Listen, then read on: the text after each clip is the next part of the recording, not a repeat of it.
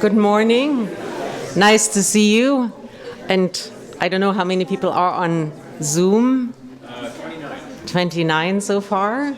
Yesterday we had more than 300 people register, and it was very busy on Zoom yesterday. But today is in person, and this is amazing. I'm happy you made it here. And I want to welcome you, but I also want to thank our sponsor, and because this wouldn't have been possible without Heterodox Academy helping us set up this Heterodox Conversation. And we have our two speakers here. I will say a few more words about them later. But what is a heterodox conversation? And the idea is really to not go into a debate where we cut each other's throat. It is about academic inquiry, about the process of examining, investigating, interpreting the evidence. How do you come to conclusions? And I'm looking forward that our speakers will take us along the way and show us their path. But for that, we would need only one person. But we have two, because the other part is the engagement. Is like, if people disagree, not just if people disagree, but especially if people disagree, can we have a conversation? Can we examine things with each other? Can we ask more questions?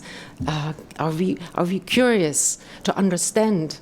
And maybe, hopefully, all of us will go home today and have seen some inquiry and exploration, but also understanding of something that we weren't aware before, or that wasn't really the way we thought. So let me see what else I wanted to say.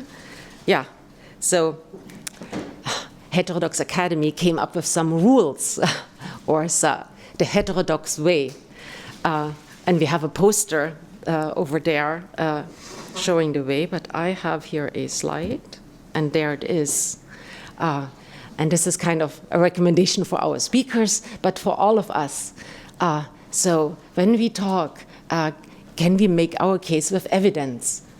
And you don't always have the research and the meta-analysis and the study in your pocket, but can we go beyond opinion? And if we have evidence for something, bring it.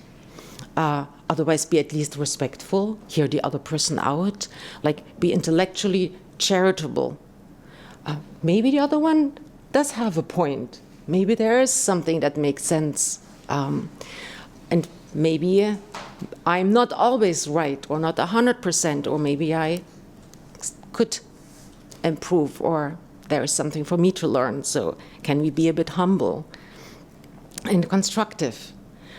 Really try to listen and to understand the other one. And not just to then prove them wrong, but to get it. And maybe we still want to prove them wrong. But I mean, first it's about understanding, genuine curiosity. And the last thing, be yourself. Well, show yourself. Many of us are afraid nowadays to say something or to ask a question. We are not even against it. We just want to think things through.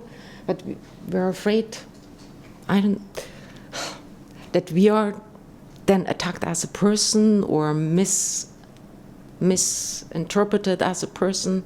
So it takes a bit of courage. But you're here. People on Zoom were there yesterday. There was a very active chat box. And a lot of diverse opinions. Not that everyone thought the same. So I was very happy about the speakers presenting diverse opinions, but also that I saw we didn't just attract people who think this way. We thought we had many different opinions there. And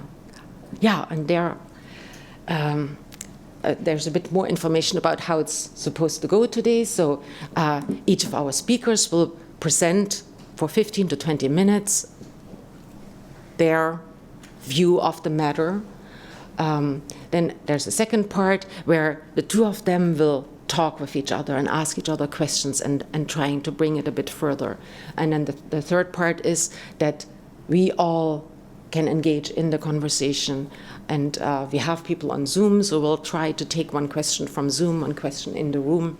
We have microphones here. Yeah, it's important that we only use the microphones, because otherwise the Zoom people will not hear what you say or what the question was. Yeah. And yeah, afterwards, you see cards on the table. They have a QR code. Let us know what you thought about the day. And we even have an interviewer in the room, and he can talk with you in English and in French. Anything that you might have to say. So now, yeah, Sophia and Azim. So both university professors. Sophia, professor of law and philosophy in Toronto. Azim in BC, professor of psychology. And it was on our conference advertisement, but again, a few words. So Sophia is co-organizer of the Tort Law and Social Equality Project that runs across several Canadian law schools. The project focuses on many ways in which our laws are still disadvantaging social groups that already are struggling, and even unintendedly difficulties. Her current academic work focuses on discrimination. Right. Okay.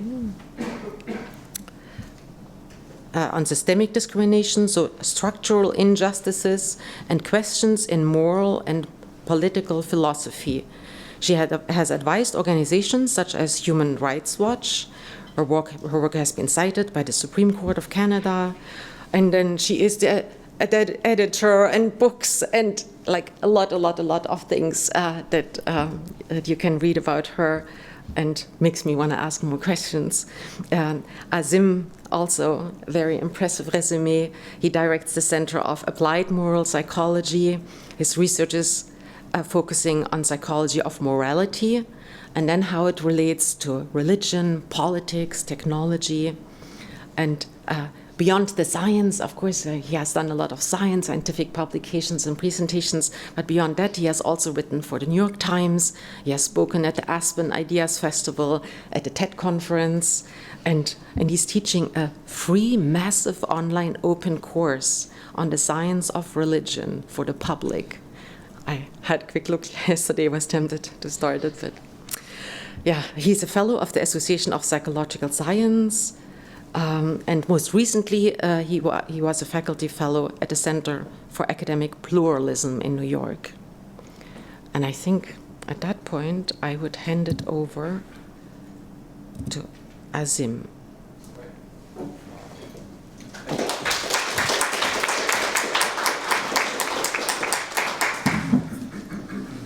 Thank you, Annette. Thank you guys all for having me and for coming.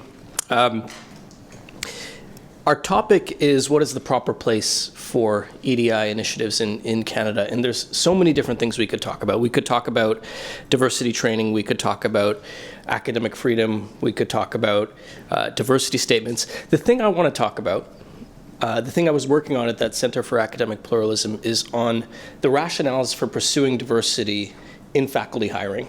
And this is an issue that we all have a stake in. Many of us are faculty who were hired at some point. Some of us aspire to be that. And all of us have at least been taught by these faculty. So we all have a general stake in this.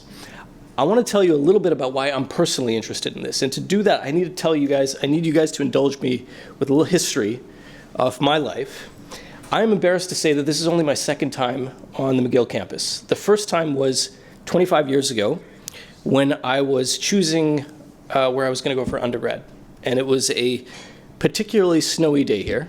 And maybe solely on that fact, I decided to go to a much inferior institution in Toronto. After that, I went to UBC for my graduate work. And then I went to the US for a while, and I was rehired at UBC in 2018. And that's relevant because EDI and my own race was an acute factor in that hiring. So I was hired under this Canada 150 Research Chair program, which Canada threw for its 150th birthday in 2017, where they sponsored a small number of chairs for around the country, and all the departments and all the universities in the country competed for getting some of those, for nominating people, for getting some people to hold those chairs. And importantly, in the call it said that preference will be given to members of 4 equity-deserving groups: women, Indigenous people, people with disabilities, and racialized minorities. Preference. And the UBC psychology department decided that for the people that they were going to nominate, to play it safe, to increase their odds of winning that competition, they would only nominate people from those 4 groups. Because why take the risk? It turned out to be a good gamble for that department. It turned out to be a good gamble for me. I got one of those chairs. I get to go back to my hometown in Vancouver. I got to go back to UBC. It was great. It's great. I'm not giving that job back. But it made me know that I was there not solely because of my research and teaching expertise and promise, but I was there because of partly, I don't know how big a part, but partly because of an accident of birth. And it made me know that all my colleagues knew that as well. And for my department, they were dealing with a much smaller pool of potential people that they were picking the talent from. And so those are costs. For whatever benefits they may bring, those are costs. And we should weigh those costs against the reasons why we have those particular preferences. That's fine. The problem is that those reasons were never made clear to me. And as I've sat on more and more search committees, I've realized that, well, people don't actually talk very much about the rationales we have for pursuing diversity when we do hire faculty. And I'm not sure why we don't. I have some suspicions. Annette mentioned that I study the psychology of religion. In the psychology of religion, one of the things we talk about a lot are sacred values. Now, sacred values are a particular phenomenon that have 4 particular characteristics. So one is they tend to be about emotionally charged issues of moral or ethical importance. 2, their protection tends to be tied to personal or group identities. 3, importantly, they tend to be non-negotiable. So they're resistant to compromises or trade-offs. People don't like trading things off for them. And 4, even questioning them tends to be met with moral outrage. And for some people, I think diversity has become a sacred value. Not for everybody. For others, the value of diversity may just be obvious and common sense. But we as academics are in the business of interrogating what seems like common sense, of questioning what is unquestioned, and we are not in the business of worshiping sacred cows. And to not do so for this particular question would be failing to live up to the standard that we hold for every other topic that we study. So I think we should do it. And so I've been on a little mini mission to try to talk about what those rationales for diversity are, to try to make these implicit rationales that people have more explicit. And here's the list that I came up with. This is the main slide of my talk, so I'll leave it up there for a little bit. But there's a few of these that I want to talk about particularly. I don't have time to talk about all of them. But let's start with the first one, which is avoiding hiring biases. Now, I've put this in this family category of hidden merit, because that's what hiring biases do. They prevent us, they interfere with our ability to figure out who the actually most meritorious or best candidate is.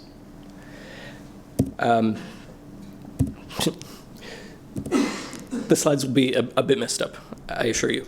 One of the reasons why we might be concerned about a homogeneous faculty is that it might be homogeneous because of biased reasons. It might be homogeneous because people have a tendency towards homophily. We like people who are like us. And so any body will tend to perpetuate itself by giving preference to people that are like them, even at the expense of the people who actually would be, in this case, the best scholar. So that happens. Importantly, we have to not mistake homogeny for bias perfectly. They are different things. There may be other reasons why a department doesn't end up perfectly representative of the population. For one, there could be differences in the ability to get into the applicant pool. There could be cultural differences. So I'm a South Asian social psychologist. And I will tell you that it is no Asian parent's dream that their kid grows up to become a social psychologist. So if there is a disparity of South Asians in psychology, it might not be because psychology is biased against Asians in favor of white people. It could be that Asians are biased against psychology in favor of becoming a cardiologist or something. So that's an innocuous example, but it does mean that we can't mistake homogeneity for discrimination necessarily, and we can't mistake diversity for fairness necessarily. Now, the other aspect of merit that I want to talk about. Oh, by the way, the data, always support with evidence. Annette asked for the meta-analyses. Where do our biases actually lurk? We can't use disparity as a measure of bias, but psychologists, social psychologists in particular, have been studying this a lot. We've been studying this for a long time, and we've gotten pretty good at actually being able to figure out where hiring biases are. One of the most common experiments that we use now is something called the correspondence experiment. And the correspondence experiment means that you send fake applications for real positions that are largely equivalent in terms of qualifications, but vary on the particular category that you're interested in measuring. So you could name somebody in one application, Emily, and Aisha in another application, or you could vary the gender, or you could vary whatever you want. The meta-analysis recently came out that analyzed virtually every correspondence study that's ever been done, about 170 studies, and it reveals where our biases lurk. Many are in familiar locations, places you'd expect. So just to orient you, everything on this side is those groups receive fewer callbacks. Everything on this side means those groups receive more callbacks than you would expect for their qualification. And you see here are the racial and religious discrimination. So we do see Black, Asian, Hispanic, Muslim participants do get fewer callbacks than they should, though there is variability depending on where you do those studies for which groups get fewer callbacks. You also see some things maybe that you wouldn't expect, or maybe that you would expect but we don't talk about very much. So there's an old age bias, physically unattractive bias. And there's a very small preference for women, though there's an enormous amount of variability in the studies that are done there. But that's in the general population for all jobs. What about in academia? So we don't have 170 studies that have been done on academia, but we do have some. And here's a recent one. This doesn't use a correspondence study. This uses something called a conjoint experiment, but it's reasonably similar. And here's what we see there.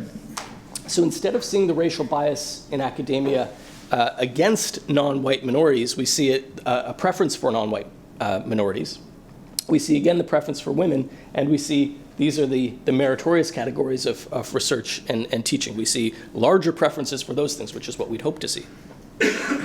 Now, it may surprise some of you that the people in academia who are most biased against are white men, but it probably only seems surprising to you if you haven't sat in a search committee for a while. The other area that we have pronounced biases is on politics. And this is, I think, something that probably most people are familiar with, the disparity between liberals and conservatives in academia, but as we talked about, disparities alone don't indicate discrimination. What does indicate discrimination is when people say that they would discriminate. And this is a study done by a colleague of Sophia's at U of T, Yoel Imbar. You find that about 38% of my colleagues in social psychology say that they would discriminate against a political outgroup. And they think that their colleagues would do even worse. So they're openly admitting to discriminating there. So if we want to see where our hiring biases are, it is white conservative men. If all you cared about was this rationale, hiring biases, then that's where you should be concerned about seeing discrimination. That's where you should be concerned about trying to improve diversity. But of course, it's not all we care about. There's many other rationales. The other one that I wanted to mention is accounting for prior discrimination. So simply the person who has the best application at the time of the application doesn't mean that they're going to be the best person to do the job.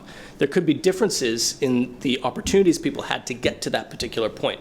Somebody who had fewer opportunities and produced, say, the same number of strong papers is likely to be a better and more promising scholar going forward. What we're trying to do by looking at past experiences, predict future experience. And usually that's a pretty good prediction. But if there's something that systematically undercounts somebody's past experience, then, well, that's going to lead to discrimination. So if all you care about is getting the most meritorious candidate, you have to factor in these reduced opportunities before the point of application. But I'm not the discrimination expert here. Sophia is. So maybe we'll hear more about this, or we can talk about it more in the Q&A. The other one that I wanted to get to, okay, there's your formula. All right, the other one I wanted to get to is this one, improving educational student outcomes. So having people at the front of the class who look like the students could improve their ability to learn as measured by grades, graduation rates, and whatever metrics we have.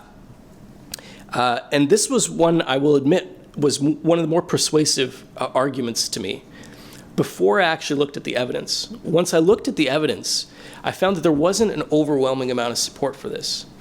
There are many studies done on this. Some show positive effects, but there's a paper by Koch and Zahidi which says for every positive effect you see in this area for educational role modeling, there's another that shows a null effect. And once you factor in publication bias, which tends to undercount the negative effects, the actual effect on teacher match or the effect of diversity on measures like grades and graduation rate is likely to be very small. That's not to say that it's insignificant, but the effect size needs to be factored in when we think about what we're balancing it against, once we're balancing it against those costs that I talked about earlier.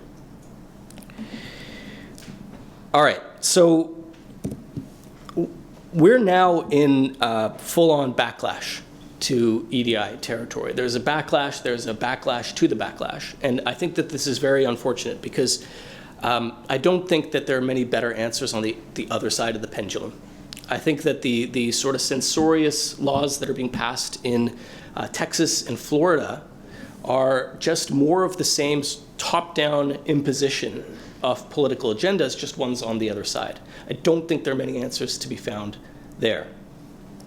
There are always going to be people who are xenophobic and who are going to resist EDI initiatives regardless of what they are, regardless of how well-reasoned or well-supported by evidence they are. All indications suggest that there's not very many of those types of people within academia. Most people who are resistant to EDI, like most people who are supportive of EDI in academia, tend to be fair-minded and reasonable people. On the resistance side, I think most people have a couple of problems. One is that there tend to be more and more diversity initiatives which are either unsupported by evidence or overclaim the evidence or are directly contradicted by the evidence. And so we don't know why we're doing it. The other fear and frustration is that some people might be using DEI policies, or EDI as we call them in Canada, EDI policies to exclude people who think differently and create a bit of an intellectual monoculture. So I'll tell you another story. I was on a search committee. I won't tell you which university this was at, but we were talking about preferences for minority candidates. And one of my colleagues said, well, we don't want a Clarence Thomas. Now, I don't particularly like Clarence Thomas's politics or his judicial philosophy or his ethics. And I imagine Sophia probably doesn't either, I don't know.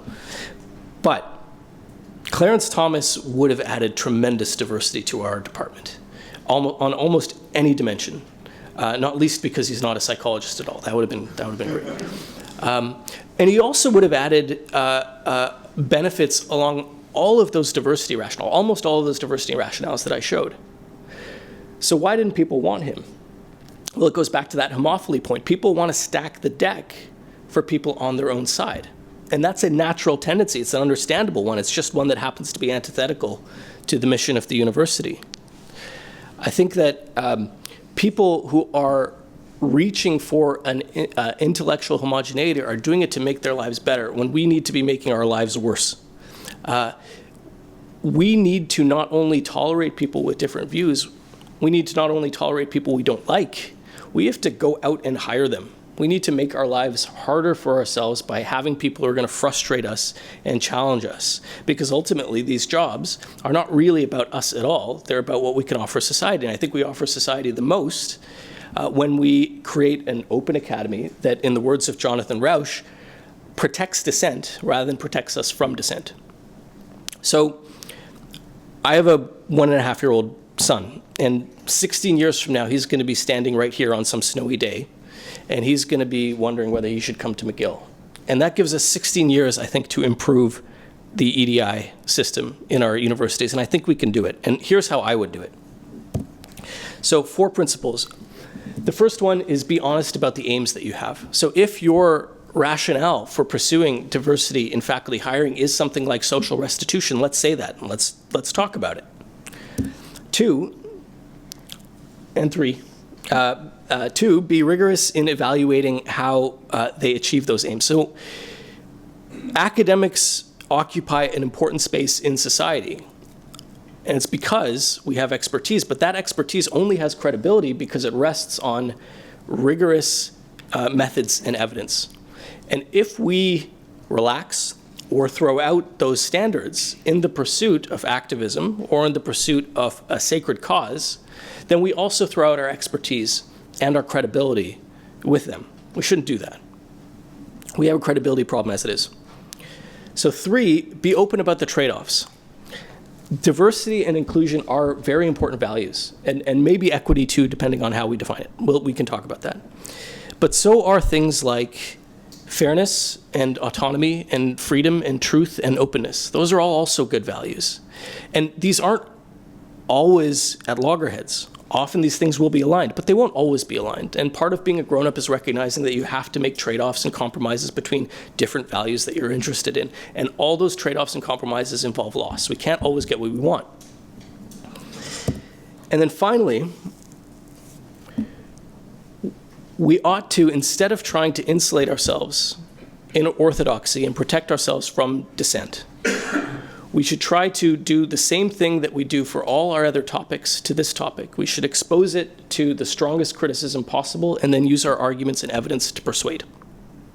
All right, thank you.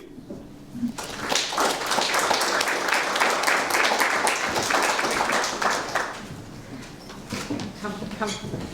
I just realized I forgot to mention something. We have a photographer in the room. And originally I was going to say, if you don't want to be on any picture, take a sticker and put it on your shirt. Now I forgot that. Maybe you could also, at the end, tell us you want to be removed, because he will bring these photos and maybe short videos also to Heterodox Academy, and it might be on their website. So yeah, make sure if you that you're not there if you don't want to be there. And what else? Oh yeah, is the microphone loud enough? Did you hear our speaker? Yeah, okay. And as I said... Is it loud enough for the Zoom people? Oh yeah. Yeah, let's say it's not. Okay, good. Yeah, yeah. So we have a few speakers. I thought to put them on your door, but if you want to have them now, to make sure you are not filmed. Okay, thanks Azim, thanks Annette, thanks very much to all of you for coming out. I really look forward to our discussions. So whereas Azim is a psychologist pursuing empirical work on EDI, I'm a legal scholar and philosopher, as Annette mentioned. And I work on discrimination law and theory, which one of the things I hope you'll take away from our remarks is that's actually not what you might think it is. Some people use the term discrimination and they think of bias and prejudice. Actually, most of Canadian anti-discrimination law and a whole lot of international anti-discrimination law is really about trying to interrogate which policies exacerbate pre-existing disadvantages in ways that are unfair. So it's actually not about castigating people for having illicit motives or rejecting certain people as prejudiced. That's not what I do at all. And it's not from that standpoint that I'm interested in thinking about EDI. I'm part of a group of scholars all over the world, not just in Canada and the US, but in places like India, Brazil, Mexico, Israel, Germany, South Africa, and we're trying to think about patterns of disadvantage in society. So often we use the term systemic discrimination for that. And the point of our investigations is to think about how various policies, even neutral policies that there are many good reasons for having, end up inadvertently exacerbating disadvantage, what we can do about, and what the trade-offs are in these sorts of situations. So my aim today isn't to suggest that all EDI initiatives in universities are praiseworthy or unproblematic. That's not what I think at all. Rather, in the course of discussing how we can see various EDI initiatives as responses to systemic discrimination, I'm going to refer to a very wide range of these initiatives. And I hope you'll see that you can endorse some of these and reject others. So there's no need to say that you either agree with EDI as a concept or disagree with it as a concept. I think there's room for all of us to talk about the merits and demerits of various particular EDI initiatives. Okay, I'm going to start with a story. I was once the only woman at a conference dinner in legal philosophy. This happens a lot because it's a rather male-dominated discipline. There's no problem with that. At the end of dinner, we all got up, and someone at the other end of the table shouted out to the conference organizer, "Great dinner, but Rick monopolized Sophia all night. Next time, bring along a woman for each of the rest of us, wouldn't you?" Now, what's remarkable about this is that actually the person who said that was himself a scholar of discrimination law and had done pioneering work on sexual harassment and sexual discrimination. And no, he didn't mean it as a joke. He's somebody with great respect for women, and he went on to become one of my most cherished mentors. But as the story suggests, the stereotype that women in a social setting are largely charming dinner table companions and not really us was clearly so strong that after a few drinks in a social setting, that's sort of how he saw me. So what do I take away from this story? Anybody can inadvertently stereotype others, even experts in discrimination law. It's easier to fall into stereotyping when there are fewer members of the stereotype group present. There's actually a fair bit of social science research on this, some of it done by Susan Fisk at Princeton. Discrimination sets up invisible barriers that can't be dismantled by one person alone. Clearly, it would have been ill-advisable for me in that situation to engage in what I might have thought was consciousness raising. That was a social setting. It would have ruined the evening. I said nothing. Often, it can't be by individual acts. It needs to be by changing certain sorts of social policies and structures, and within an institution like the university, certain kinds of policies and practices that I'm going to talk about. Okay, so my objectives in this talk are fourfold. I want firstly to explore what systemic discrimination is. And I want to suggest that we can see many EDI initiatives in universities as remedies for it. I want, secondly, to point out that some EDI initiatives are actually much less controversial than you might think. Some of them enrich everyone's learning while disadvantaging no one. Some of them give underrepresented groups access to the same kinds of privileges that others already have. I want, thirdly, to offer an idea from discrimination theory that I think might be helpful to us in thinking through EDI, and it's the idea of transformative equality. And it functions as a kind of alternative to EDI in many cases that allows us to avoid disadvantaging already disadvantaged groups while being much more inclusive and not confining special treatment and advantages to those groups. So I'm going to talk about what transformative equality might look like in certain cases. And then I want to discuss what's at stake when there is no transformative option, and it seems like we might need to single out an underrepresented group for special treatment. Because like Azim, I think it's important to be open about the kinds of trade-offs that those sorts of situations involve. Okay, what is discrimination? As I and other discrimination theorists understand it, discrimination is an act or practice that has the effect of disadvantaging someone because of an actual or presumed trait.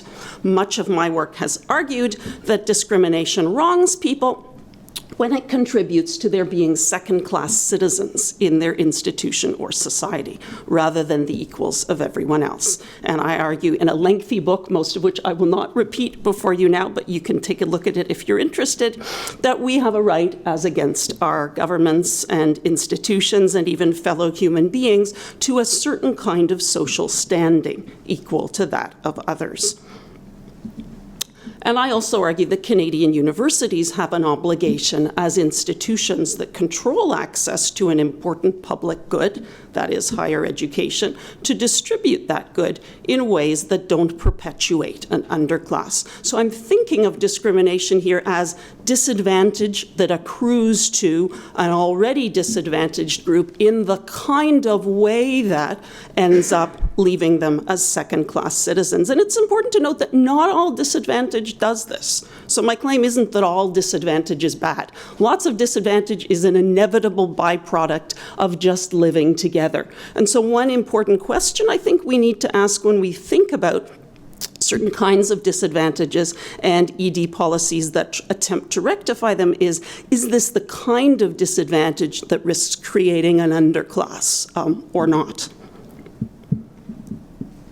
Okay, I mentioned that I approach discrimination from the standpoint of systemic discrimination. What is that? Importantly, it's not just the aggregate of many individual acts of discrimination. It's not just lots of discrimination. Rather, it involves institutional practices that often appear neutral but further disadvantage already disadvantaged social groups. So what's an example of this? Well, I work in a law school, as you know. Law school admissions processes often use algorithms to weigh GPAs from different universities. This is very common. The way the algorithms work is they standardly assign a higher score to GPAs from universities that tend to send more students to law school and whose students do better at law school. Then they assign to the GPAs from those students who hail from places that hardly ever send someone to law school. For instance, community colleges, or whose students have performed poorly at law school in part because they haven't been well prepared. So you can see how, even though this kind of rule doesn't explicitly single out minority students on the basis of something like their racial background, it's going to disproportionately disadvantage racial minorities in a society where such students have fewer opportunities to attend wealthy and prestigious universities that send a lot of kids to law school. So that's just one example. When lawyers and lawmakers think of discrimination systemically, we try and think about the interaction of various institutional practices and policies. So hold in your mind that practice I just mentioned of weighting GPAs in a certain way, and imagine it working, as it often does, alongside another practice that law school admissions committees often use, of sorting files into 4 groups. There's A, B, C, D, based on people's LSAT scores, where A is the group with the highest LSAT scores and D is the group with the lowest scores. But there are relatively tiny differences between the borders, like as in there are tiny differences between the lowest LSAT score in the C bundle and the highest LSAT score in the D bundle. But yet admissions officers are directed to choose far more files from Group C than from Group D. So if the D group has more minority candidates in it, they're then going to have much less of a chance of being accepted based on what is, in some cases, a very small difference. Now, when you combine these two policies, even though both of them look neutral, and of course they're not intended to disadvantage minority groups, they do end up disproportionately disadvantaging already disadvantaged groups. So this is one example of the way in which apparently neutral policies kind of work together to reinforce disadvantage. Now, sometimes the solution is just to change the policies. Berkeley, which had this policy of grouping its files into A, B, C, D, realized that there was this effect and then changed the policy. But other times, any combination of apparently neutral rules is going to have disadvantageous effects when it's applied in a society where there are already significant pre-existing disadvantages for certain social groups. So it might then be necessary in our procedure to adopt an additional rule that explicitly gives certain groups an advantage to compensate for the disadvantages that our own practices have introduced. Okay, as I hope was implicit in what I just said about systemic discrimination, it operates on 3 levels. Colleen Shepherd, actually a law professor here at McGill, who's done wonderful work on this, especially in her book, Inclusive Equality, calls these 3 levels the interpersonal level, the institutional level, and the systemic level. At the interpersonal level, that's probably what you most often think about when you think about discrimination, injustices as between one person and another. But of course, we need to think about the institutional level, those sorts of practices and policies that I just discussed for which there are certain strong reasons, but they seem to do a better job at representing or accommodating some groups' needs rather than others. And then there's the systemic level where we think about the way in which different practices and policies from different institutions create mutually reinforcing patterns of disadvantage. Okay, I'm going to focus for the moment on 2 important aspects of systemic discrimination at the institutional level, because I think these are what many EDI policies are explicitly designed to address. The first is the way in which systemic discrimination is often sustained by something that in my work I have called structural accommodations. These are very neutral rules and practices that are well designed and that meet the needs of the majority of people, but in the process inadvertently don't meet the needs of others. So one example of this is faculty meetings from 4 to 6 p.m. One of the departments that I used to be a member of used to hold faculty meetings from 4 to 6 p.m. This is pretty innocuous. It made a lot of sense when most of the faculty were male and didn't have childcare duties. Why? Well, 4 to 6 p.m., it's the end of the day, classes are mostly over, you're tired, you can't do your research. That's a good time then to get together for faculty meetings. Unfortunately, once more women became academics in the department, and these women had partners in jobs who couldn't leave work early to pick up the kids from daycare, the women faculty ended up all leaving faculty meetings at around 5:45 p.m. So there was this rather unfortunate exodus of women from the faculty meeting all at this particular time. So this was then an example of a neutral structural accommodation that unfortunately then fed into various gender stereotypes, right? All the women get up in the middle of the meeting, and then this starts to confirm people's worry that women can't focus properly on their job when they have kids and that they really ought to stay home. It was only actually when there was a male colleague who happened to have primary responsibility for picking up his kids from daycare that the chair decided the meeting time could change to 3 to 5 p.m. That's actually an example of what I'm going to talk about in a minute as transformative equality. Instead of making an exception for women that singled them out, what the department did, was actually just to find a different time that everybody could meet. It's transformative because it transformed the existing rule, and one of the huge advantages of it, of course, was that it didn't single anybody out, and it ended up being advantageous for everyone. Ironically, not just the group that it was intended to advantage. Now male colleagues, too, could pick up their kids from daycare without having to worry that they'd make a scene by exiting the meeting early. Another example of innocuous structural accommodation is networking over drinks after work. This is a lovely practice. Of course, in most departments, everybody is welcome.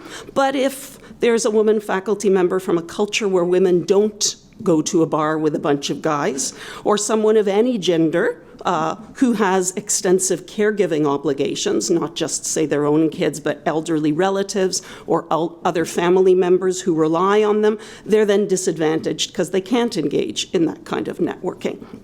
What's the alternative? Well, as another kind of example of transformative equality, lunchtime networking. A number of law schools that I've been at and visited at have made tremendous efforts to encourage informal networking by all colleagues over lunchtime. And again, this is done in a totally inclusive way. It helps to have resources. And I gather one of the things we'll be talking about later is that a lot of these transformations of policies are much easier to effect if there are copious resources in an institution. But institutions can do things to facilitate transformations of what used to be more unintentionally exclusive practices.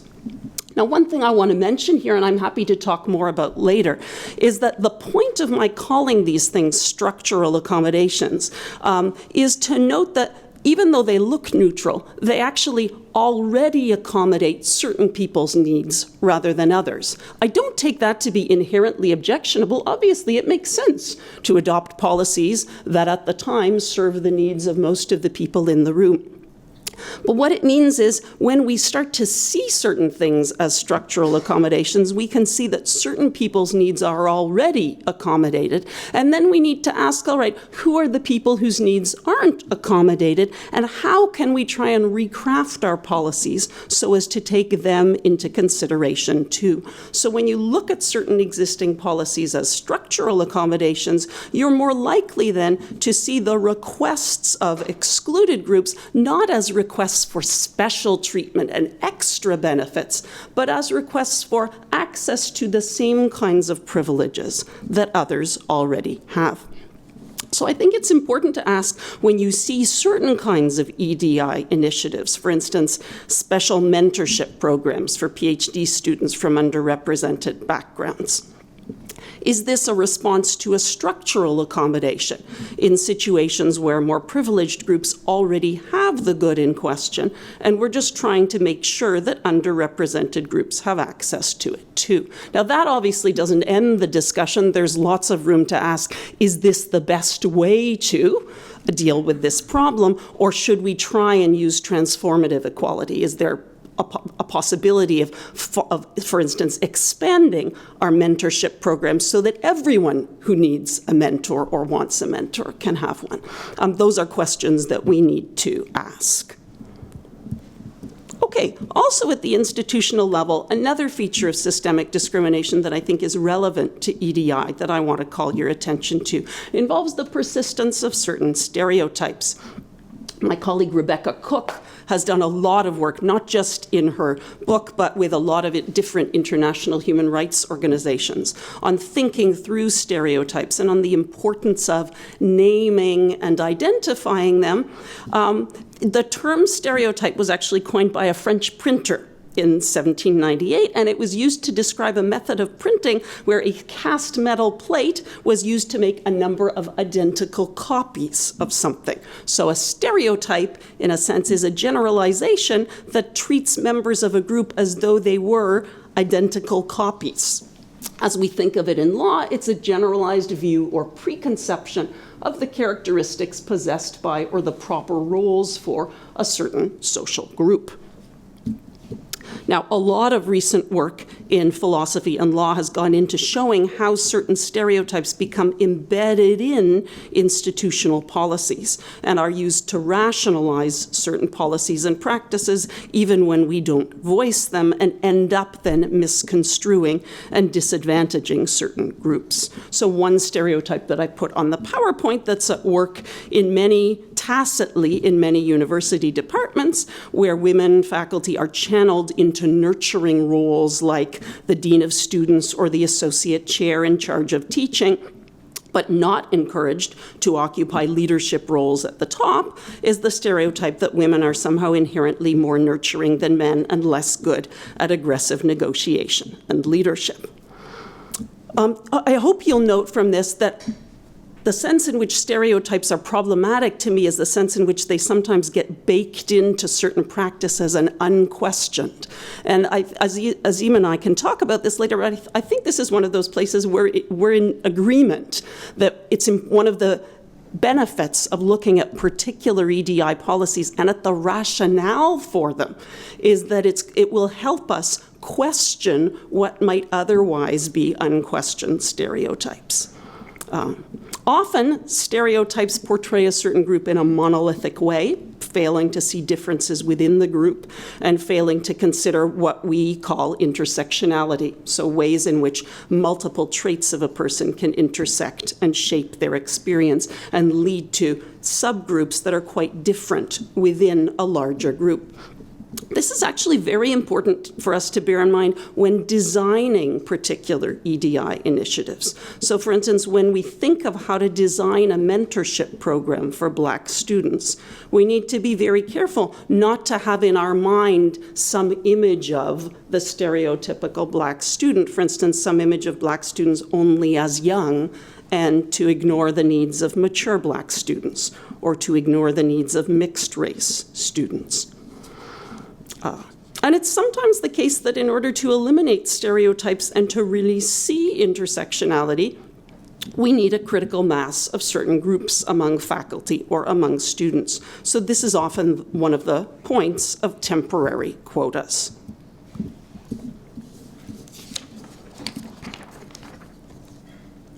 Okay, so I've now done a couple of the objectives that I said I was going to try and reach. I've explored a little bit of what systemic discrimination is, and I've suggested that we can see some EDI initiatives as remedies for it. I've suggested that in some cases we should really, rather than singling out a particular minority group, aim instead for what I call transformative equality. And I've tried to show that some EDI initiatives give underrepresented groups just access to the same privileges that structural accommodations already give to more privileged groups. So I think it's a mistake to say of all EDI initiatives that they single out underrepresented groups for for special benefits. They don't always. Often they just single them out to give them what others already have. But I want to turn now to my remaining aims. I want to talk about a range of EDI initiatives in universities, and I hope you'll see that some are less controversial, whereas others are more. And I want to talk briefly about the more controversial initiatives and suggest some of what is and isn't at stake when a university chooses them. 22 minutes now. I'll be 2 more minutes. First, in terms of the wide range, I've grouped this, as you've probably seen as you've been looking over this, starting with what things that I think of as less controversial and moving toward more controversial. Less controversial includes simply giving marginalized groups equal access to privileges that others already have. So for instance, not segregating classes by gender. McGill, for the first 50 years of its existence, segregated classes by gender. We wouldn't dream of doing that now, but at the time when it was first suggested that men and women should sit in classes together, this was thought of as a very troubling kind of initiative. Accessible entrances to buildings, period products in washrooms, special efforts simply to alert marginalized candidates to jobs and invite applications from them, mentorship programs for members of marginalized groups. All of these things seem just to be giving marginalized groups equal access to privileges that others already have without taking anything away from the other groups. Then there's a set of EDI initiatives that we haven't talked much about, but I think it's really important to think about because they're often overlooked, but I think of them as very important, particularly in the context of systemic discrimination. And this involves enriching our knowledge while disadvantaging no one. So encouraging instructors to share diverse viewpoints and perspectives, adding Indigenous knowledge to the curriculum. I'm hoping we can talk a little bit about this later because some of the initiatives we've undertaken at the University of Toronto Faculty of Law have really made a lasting impression on me. I wasn't entirely sold on them at the start, but I have realized just how much knowledge they have added to and how much they've added to all of our abilities to do our jobs in a better way than we could before. Lastly, though, there's the very controversial ones, assembling and supporting a critical mass of underrepresented scholars and students, which sometimes is done simply by involving some consideration of things like race or gender in hiring or admissions, and sometimes is done through quotas for particular groups. Okay, lastly, I want to talk about some very controversial things, which I'm hoping we can talk more together in the Q&A, and perhaps Azim and I can talk more about as well. What about those EDI initiatives that deny others an opportunity? They're really the most controversial. We need to ask, in these cases, do they do so justifiably? So I've put two positions. The truth is hopefully somewhere in the middle, but I put the skeptic's position, the person who thinks that it's unjustifiable to use EDI initiatives in cases where they deny others an opportunity, and I've put the advocate's position. So, and I'm trying to raise three different sorts of concerns here. So the skeptic might say, no, it's not justifiable. When we deny others an opportunity, so when there's an affirmative action program, a woman gets the job and a man is overlooked and doesn't get the job, we treat these other people, the men, unequally. The advocate would say, well, equality isn't about treating everyone the same. Equality is about ensuring that no social group forms an underclass of people who are thought inferior. What this part of the disagreement raises, I think, is something that we haven't yet talked about. Azim talked about trade-offs of values. Often there are different interpretations of the same value. And we need to have conversations about the kind of interpretation of a single value that we think is the best interpretation in a certain context. Then the skeptic sometimes says, look, EDI programs give benefits to those who are less qualified. And it's a problem because this is a departure from merit. Here, I think we need to have hard conversations about particular policies. In my experience, it's not often true that there's a departure from merit, particularly in academic hiring. Academia is so competitive these days that race and gender often just tip the balance in cases of equally meritorious candidates. We can talk more about that later. Lastly, this is a worry that I think underlies a lot of controversy about EDI measures. Some people say, look, the people who are denied certain jobs or the students who are denied places at universities also deserve them. Why should they pay the price for historic injustices that aren't their fault, right? And one of the things I've tried to suggest in my work on discrimination in my book is that it's helpful here to distinguish culpability for past injustices from responsibility for achieving justice now. You might say, it's true that it's not any of our faults that certain historic injustices happen, but we might, as members of our society, as people who want to live in a society in which there isn't an underclass, have some responsibility, nevertheless, for achieving justice now. And we can talk, we ought to have conversations, open conversations together about what that requires. Okay, thanks very much.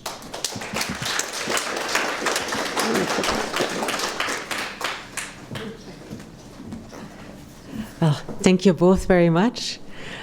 We are going to turn the camera now in the other direction so that Sophia and Azim can ask each other questions and explore their different viewpoints a bit more. Azim, you're looking surprised. Now I think, did I get something wrong? Whew, no. First the two of you and then the audience. Yeah. Can we go to the next slide, the last slide? Yeah. Can we go to the last slide? Okay. This one? Yeah. Good.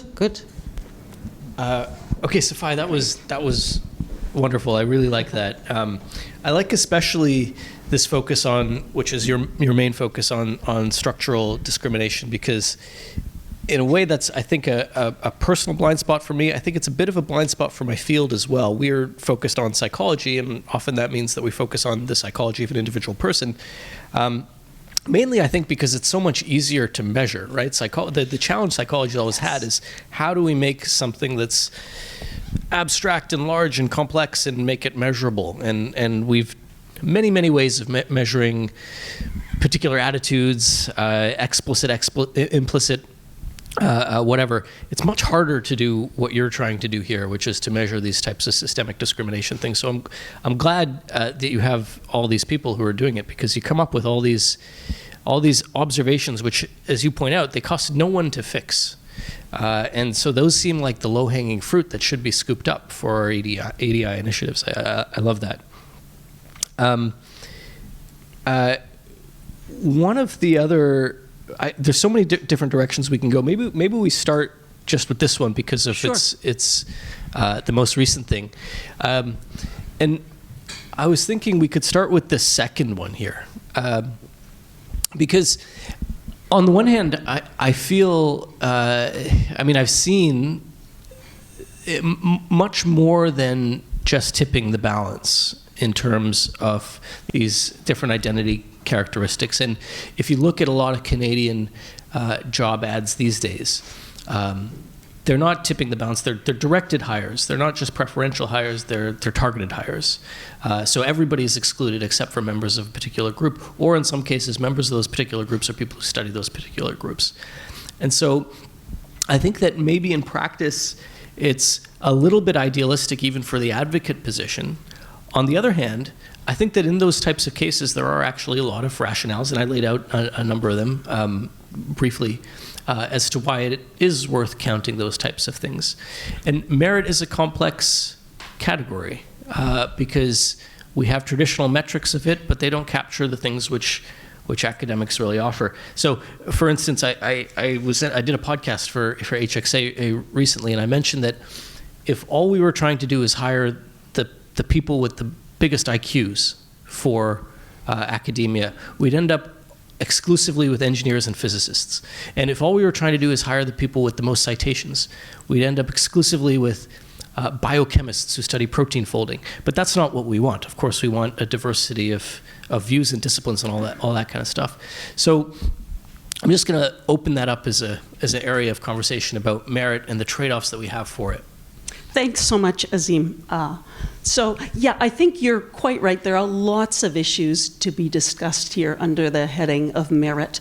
Let me just firstly reply to your first thought that often there are positions that are labeled as minority positions and others are not welcome to apply. Maybe this varies from discipline to discipline, but in law and philosophy, although invitations are usually worded in such a way as to specially invite members from underrepresented groups to apply, we actually consider everyone. And we pay very careful attention to everybody's applications precisely because we don't want to miss out on excellent scholars, whatever their background is, whatever they look like. And in my experience, the volume of fantastic job applications that we get, it's just crazy. We'll get 500 applications for one job, and out of those 500, 400 will be truly excellent, and they all could have filled the position. So I guess, although I certainly don't want to deny that in some cases, it's only people from particular backgrounds who are targeted, I feel like often those cases, we get the impression that that's what's happening across the board, whereas actually often it is just a kind of tiny bump in cases where, for example, if that isn't the deciding factor, it will be some other thing that in a sense is equally arbitrary. After all, there are lots of hires that we make based on informal networking, and I know so-and-so who is the supervisor of so-and-so, so I have great faith that that candidate will be a good one. There's a sense in which that is also equally arbitrary and equally unfair from the standpoint of merit to somebody else. But you mentioned some really important points also about ways in which an attention to EDI can lead us to see forms of merit that we might otherwise overlook.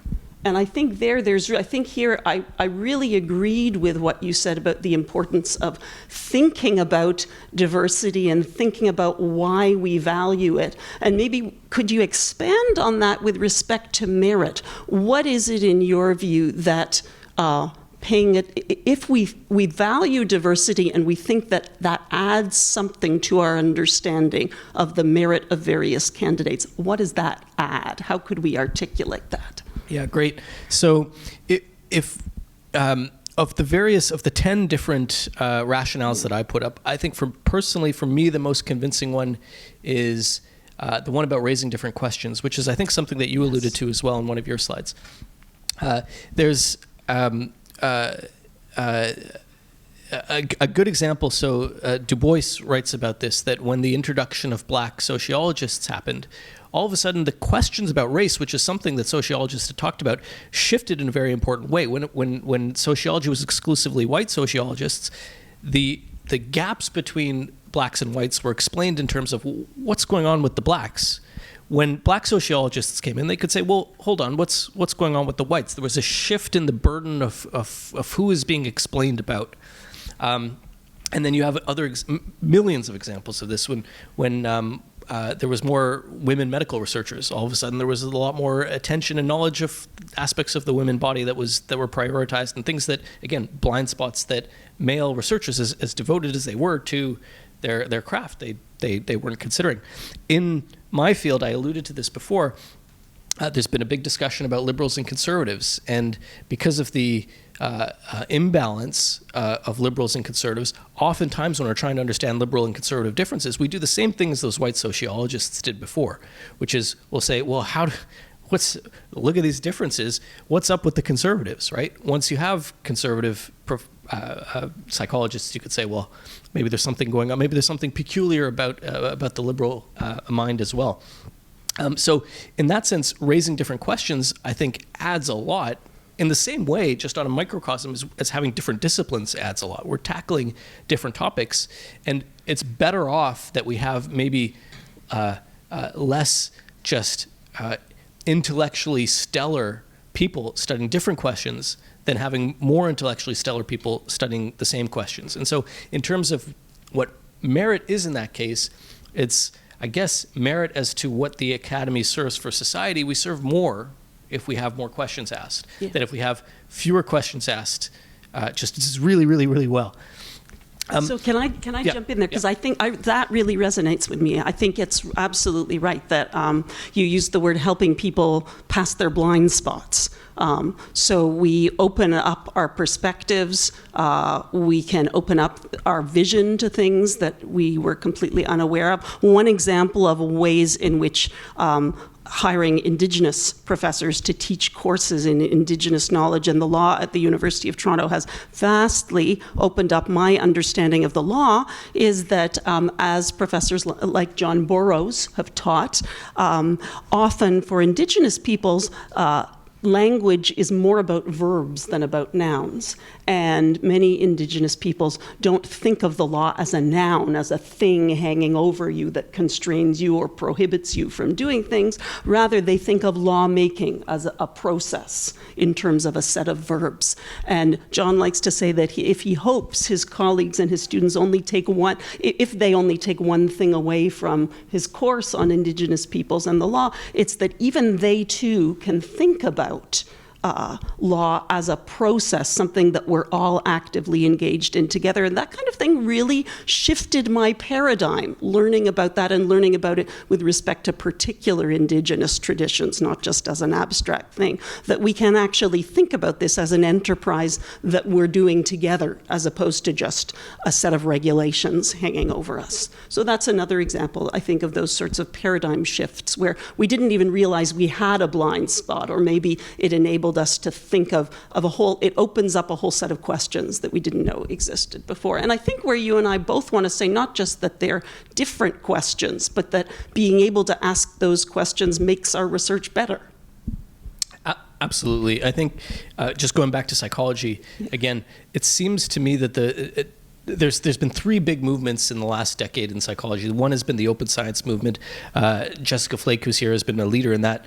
The other two have been, I think, primarily driven by Jonathan Haidt, has been this liberal conservative thing, the need to have conservative perspectives injected back into social psychology in particular. And the third, led by some of my colleagues at UBC, has been this idea of the weird people, that we're overly focused on these Western educated, industrialized, rich and democratic people, and it gives us a very narrow view of what human psychology is actually like, both overly focused in terms of them as our participants in our research projects, but also as the people actually doing the task. And so there have been all these tabulations of how many psychologists come from Africa or the Middle East or places, and it's just an embarrassingly minute number, and we're missing out on knowledge that we could pick up. The important thing, though, is that when that knowledge is added, it's left to compete on the same plane as all other pieces of knowledge. And one of the things that I think has been a great innovation in the sciences, and I think in the social sciences over time, is that we do not give ideas credit based on authority, based on who said them, based on whether they comport to particular political shibboleths. And it's been great to let ideas compete. And I think the exclusion of these types of cultural positions has been part of that problem that we had that we've overcome. And now I worry that we risk another thing, which is that we favor certain ideas because of where they came from rather than on the merit of the idea themselves. So I think that's, again, probably something we both agree on. Take the bad, but let take the good, but let the bad also fall away if it can be fairly criticized. I want to go back a second just to this other point. I don't want to spend too much time on this, about this thumb on the scale versus something more like the targeted hire. Because I take your point that when you see those ads, they're posted publicly, and there's a minor Twitter storm that comes out. In fact, there was, I think it was at UVic, there was a posting several years ago for looking for an Indigenous, I think it was a psychologist, and it was that actually put me on this whole topic, because there was some poor graduate student who'd been reading too much Haidt who said, look, if you really want diversity, and he wrote this on Twitter as a graduate student, if you really want diversity, you wouldn't look for an Indigenous scholar, you'd look for a conservative scholar. And then people piled on him. And it illustrated to me that, well, he's operating under a totally different diversity rationale than the one that UVic was probably operating on. And because we're not talking about them, people get awfully confused about what the reasoning for this actually is, and they assume that other people have similar reasoning, and so why are you pursuing this action if the reason is X? And they don't realize that other people have a different rationale. That's why we have to talk about them. So I get that it is the case that in the potentially infrequent times that this happens, it just becomes overly salient, and there's an availability heuristic which makes it seem more frequent than it is. I think it would be good to figure out how much that actually does happen, because, as I mentioned, my position, and that might be a special position, but my position, there was a preference given. It was a thumb on the scale. Preference will be given for members of these four groups, which very quickly led to anybody not from those four groups not being even considered. Because in the interests of making sure that the UBC Psych Department was as competitive as possible, they thought, well, if preference is given, let's just exclude anybody who doesn't fit that. Mm-hmm. That's so absolutely. I think we need to. It would be ideal to find some studies on this. I also, maybe I can switch tacks here and talk about, one of the things that resonated that you said with me was, you mentioned that when you were hired into this position, you felt as though everyone knew you were a diversity hire. And I'm wondering whether there's research that has been done, or whether there are steps we could take to ensure that in those situations where a university does feel, let's suppose they need to hire an Indigenous scholar, as in our law faculty, we had nobody to teach Indigenous law. This was a glaring hole. We had to do it by hiring somebody to teach Indigenous law. And we didn't, it wasn't that we were just looking for that and we picked up any old person. We found the best person whom we could hire. But when we do that, are there things we can do as an institution to ensure that those people aren't actually just treated as diversity hires, to ensure that their work is recognized as meritorious, to ensure that it's integrated with the work of others in the discipline? Are there things that could have been done, for instance, in your or other situations to avoid that. That's one of the reasons why I was suggesting that as often as possible we should move toward transformative equality policies. Policies that don't actually single out a group and make them look like they have been targeted for special treatment that they don't deserve, that would somehow suggest that they didn't actually merit this. Well, I think part of the challenge is that they are being singled out. So you're trying to hide from them something which is actually true, right? So for me,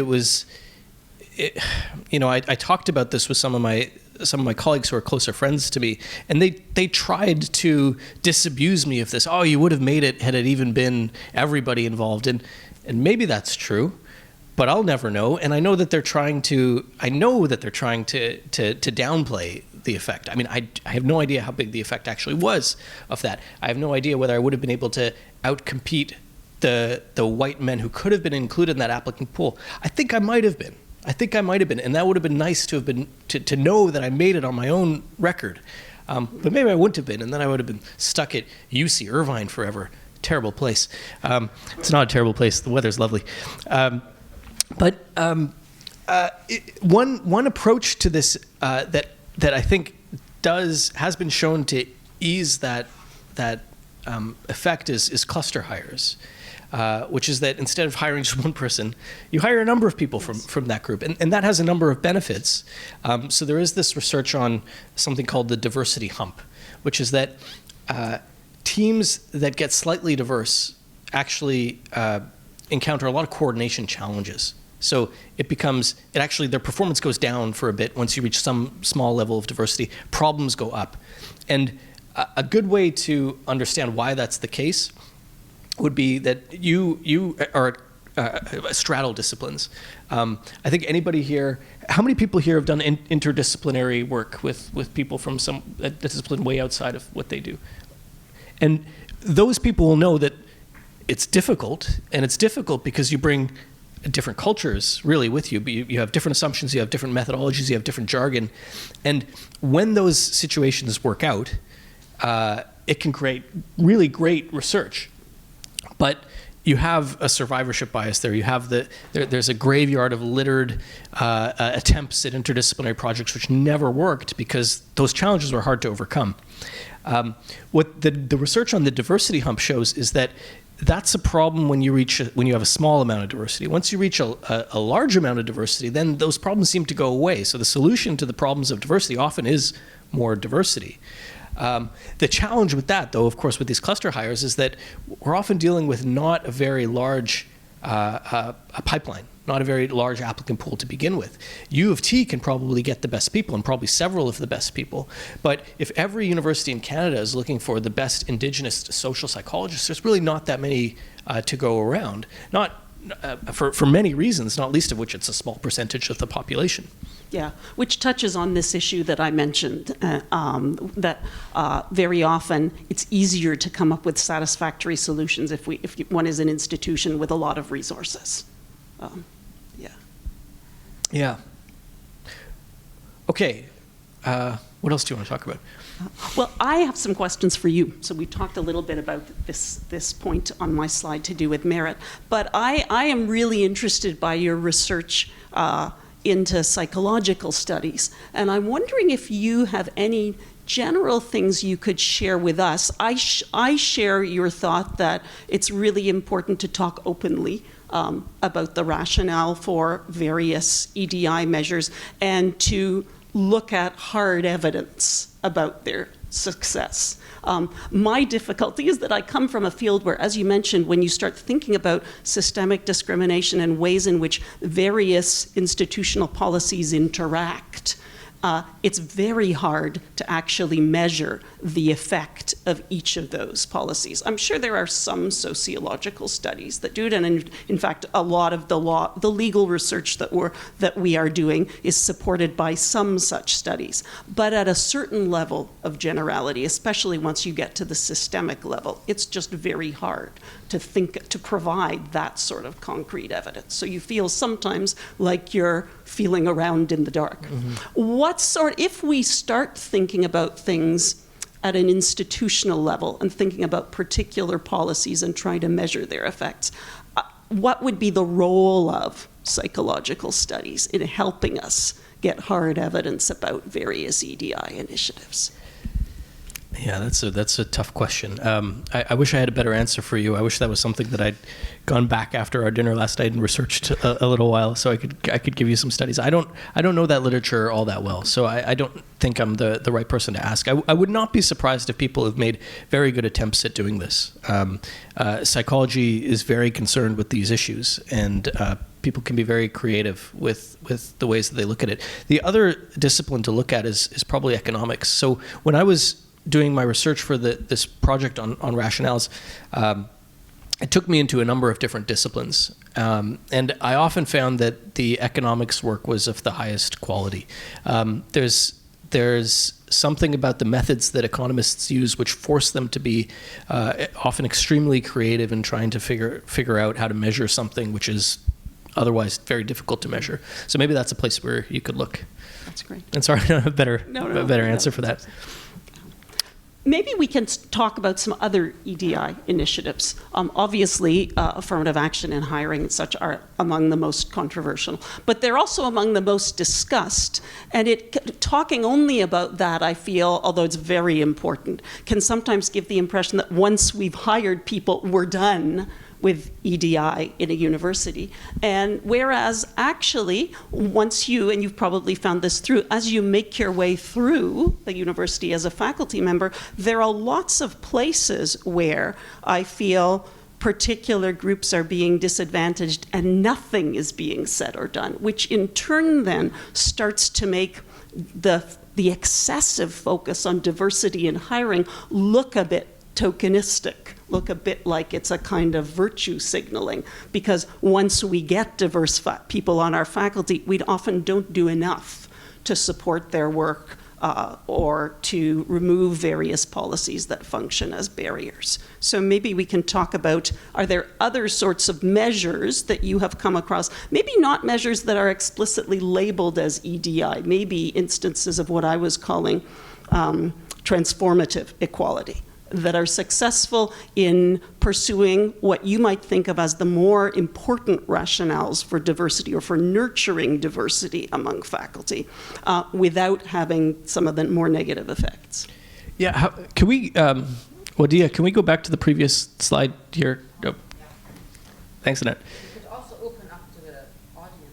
Okay, let's do that after this particular question. So, I mean, one of the things, I'm going to answer the opposite of your question, which is I'm going to talk about the things which haven't been working, I think. Yeah. Because one of the things that we've seen, I think Annette has done research on this, and through Heterodox Academy they've done research on this, and through FIRE they've done research on this, is the declining comfort that people have about speaking really about anything, but especially about these issues in the academy. And as you and I talked about offline, that's true not just for people on the right, that's true for people on the left.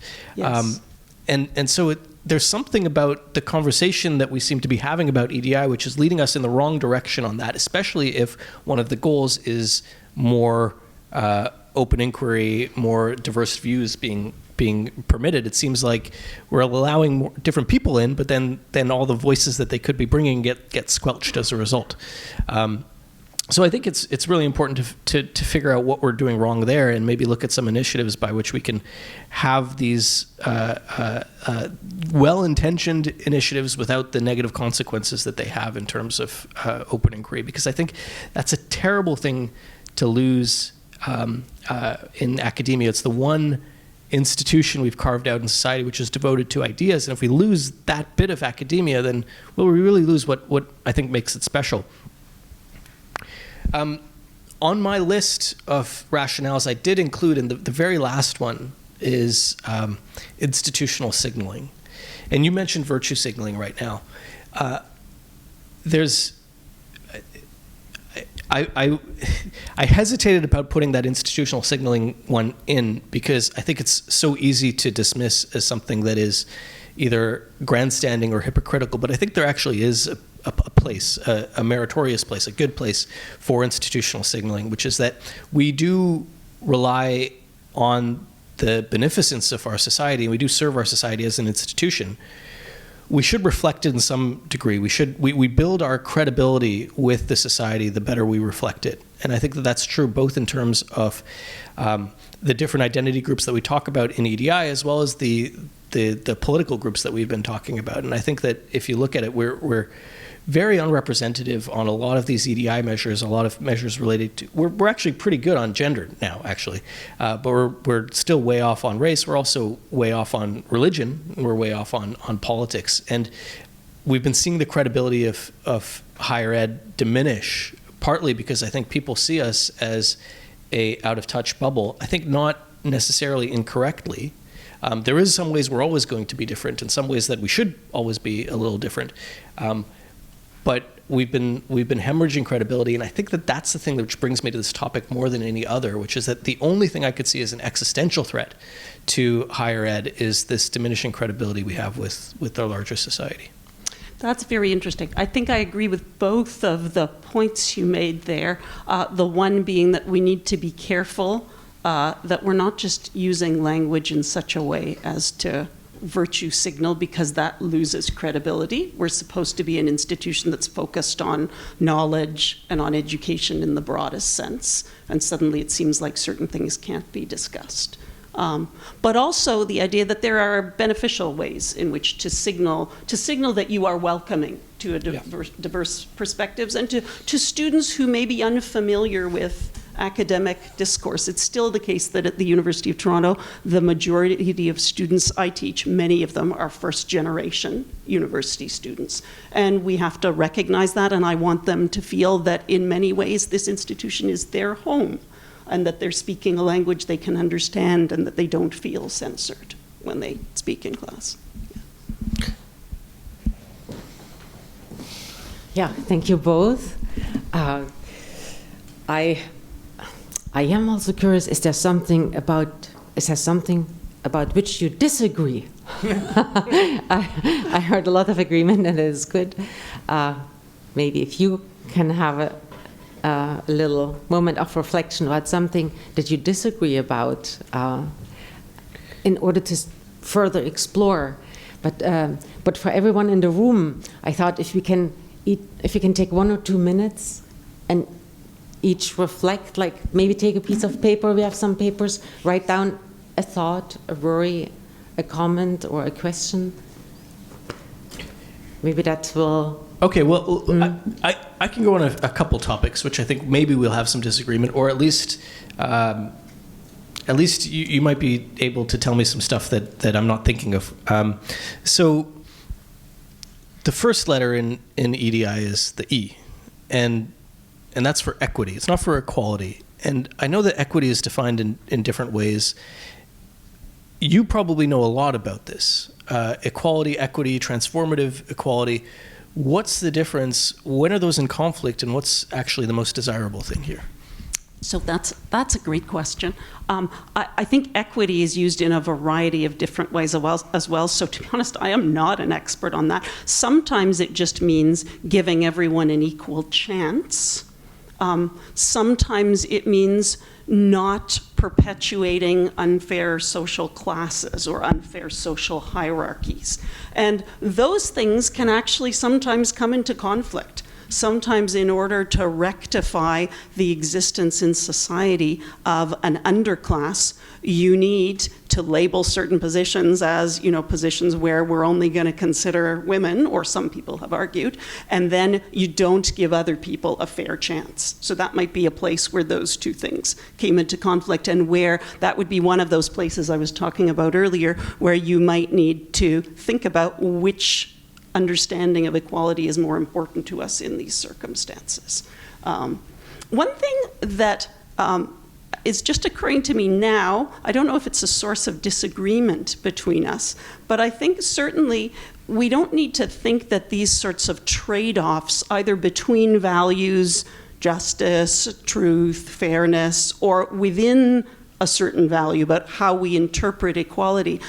We don't need to think that these sorts of trade-offs are things where we have to come to a single judgment about the appropriate weight of these values across all contexts. I take it one of the benefits of the kind of approach you're taking, Azim, is actually that you're urging us to think in each particular case about the particular kind of diversity we want, the rationale for it, and which rationales are actually justified and which not. And in a sense, I'm arguing that as well. But that might mean that on one occasion, we might say that really considerations of justice trump others, whereas on another occasion, in another context, we might say, look, no, this is actually this is not really a question of justice, or that's not what's at stake in this particular instance.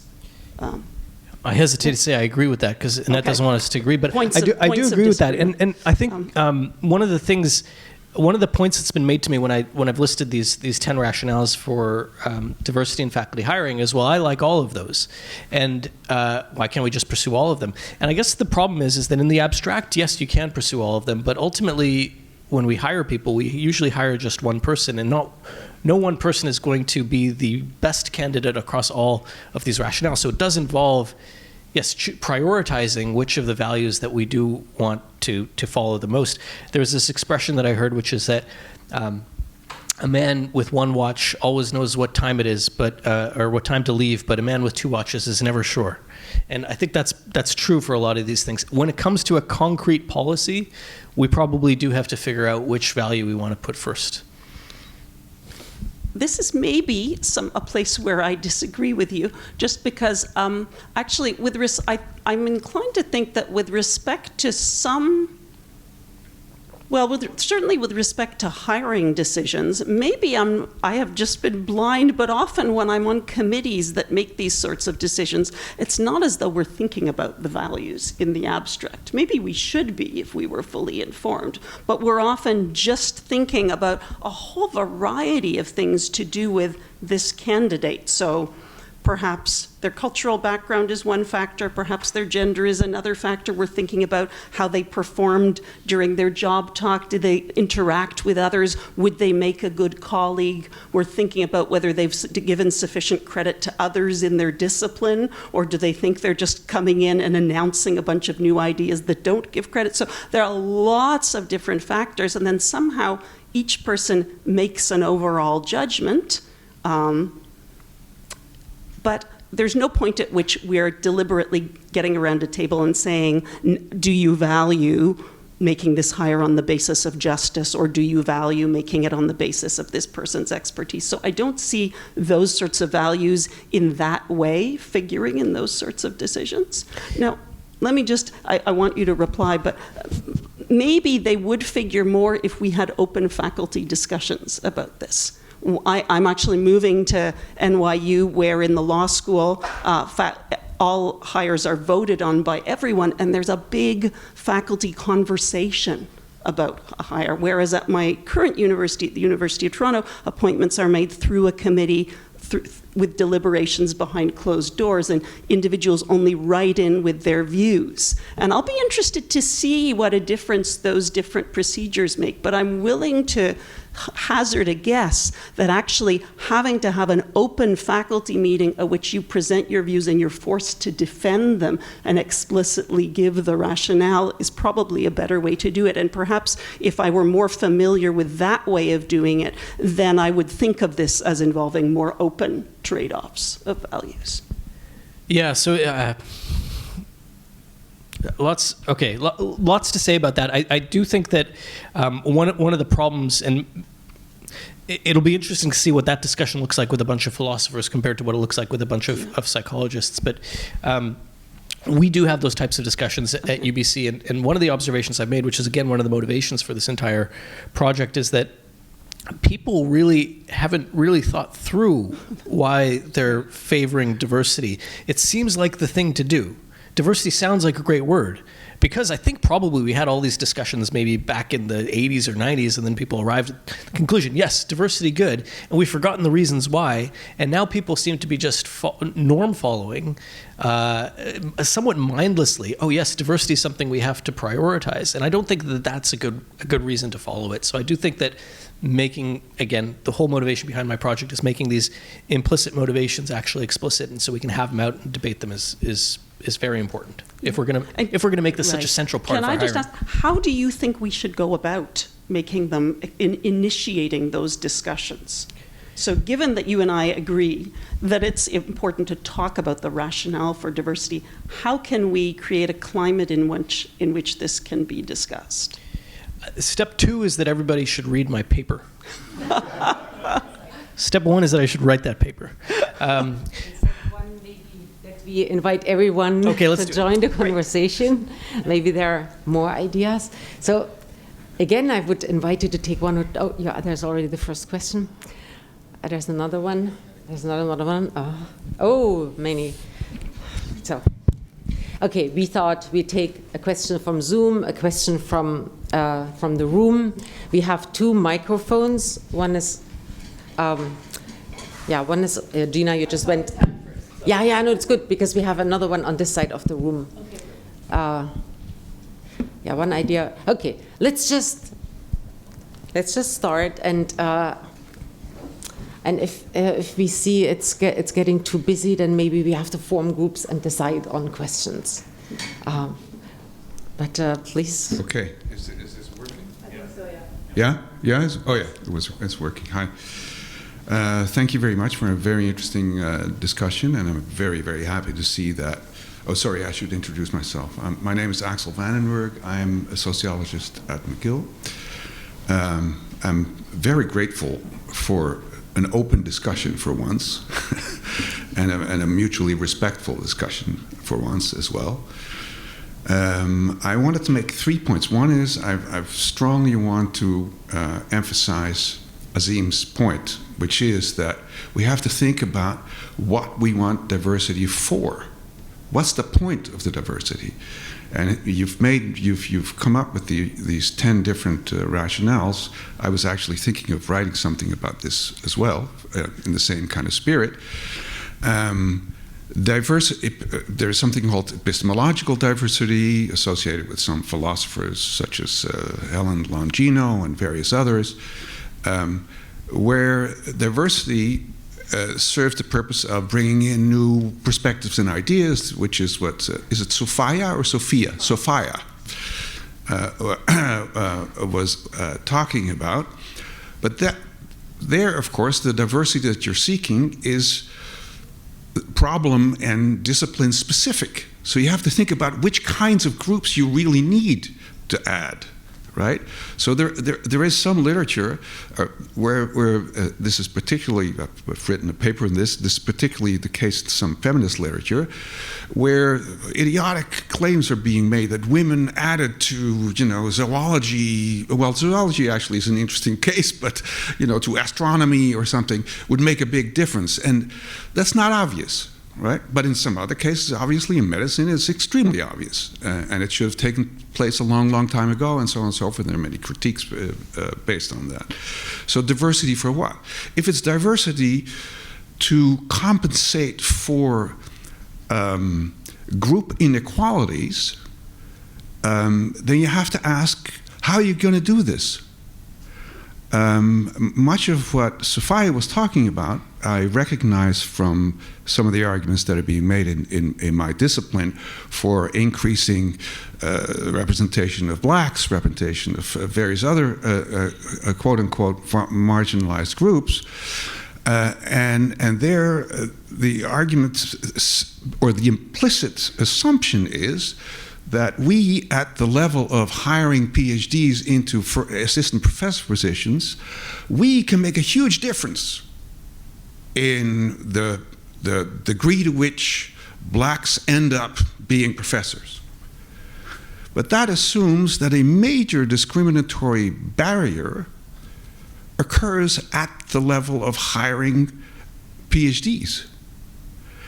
And if that is a major part of the barrier, then that diminishes all the barriers that supposedly have existed before, which sociologists have been studying since time immemorial. In other words, my point is, which is a well-known point, is that the pool of applicants still is far, far, far lower, and in fact is now probably lower than the actual people being hired from that group, proportionally speaking. The point is that black people disproportionately, and particularly in the United States, of course, also in Canada, live in neighborhoods with bad schools. That's where the work needs to be done. The main work that needs to be done at the level of classic welfare state programs. That's where we need to invest, really big time.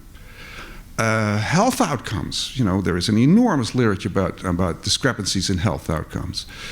Well, we know quite a bit about why that is.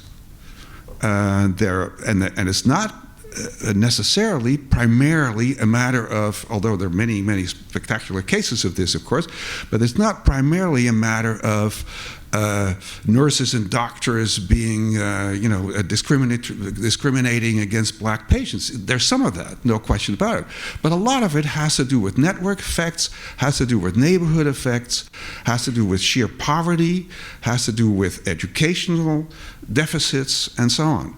Those are the things that would create, fixing of which would create the kind of candidate pool where you could confidently hire on the basis of merit, right? And until you get there, which is of course something that is a very long haul kind of proposition, until you do that, there is going to be a painful trade-off between hiring groups that are people from groups that are considered to be marginalized versus using just merit. So part of my problem with the kind of argument that Sophia brought forward, much of which I agree with actually, but is that why put the burden of fixing society's inequalities at the very last point in the trajectory of someone's career, right? Why put the burden there rather than emphasizing where the actual discrimination and actual unfairness and actual lack of actual barriers against mobility occur? Now, last point, there's something that nobody seems to be discussing very much, but which groups get actually chosen to be the marginalized ones? How does that work? Well, one obvious way in which this works is that those who have the most active, politically mobilized voices are the ones who get heard. This has been the case for LGBTQ. This has been the case particularly since the George Floyd disaster for blacks. But there are all kinds of other groups that face major barriers towards careers in academia in particular. Suggest some groups, or do you want? I'm almost done. Otherwise, I hear two questions. Just 1 second. Recent immigrants, or whites, people with very low educational antecedents, single mothers. You can go on and on and on. They're all marginalized to some extent. They all deserve an extra support in getting a chance to making a career in academia. It's a little bit the squeaky wheel that gets to be declared marginalized. Okay, so that's it. Thank you very much. So it's why not starting earlier rather than waiting until it's time to hire a professor? And the other question was, how are marginalized groups identified, and aren't there many more, and who is excluded from having the status of such a group? Okay, thank you so much. I'm going to jump in on the first question and say that I think you're absolutely right. Of course we need to start earlier. If EDI initiatives were solely focused on diversity in hiring, this would be a huge mistake. And perhaps we need to have more conversations about how we balance our resources as an institution.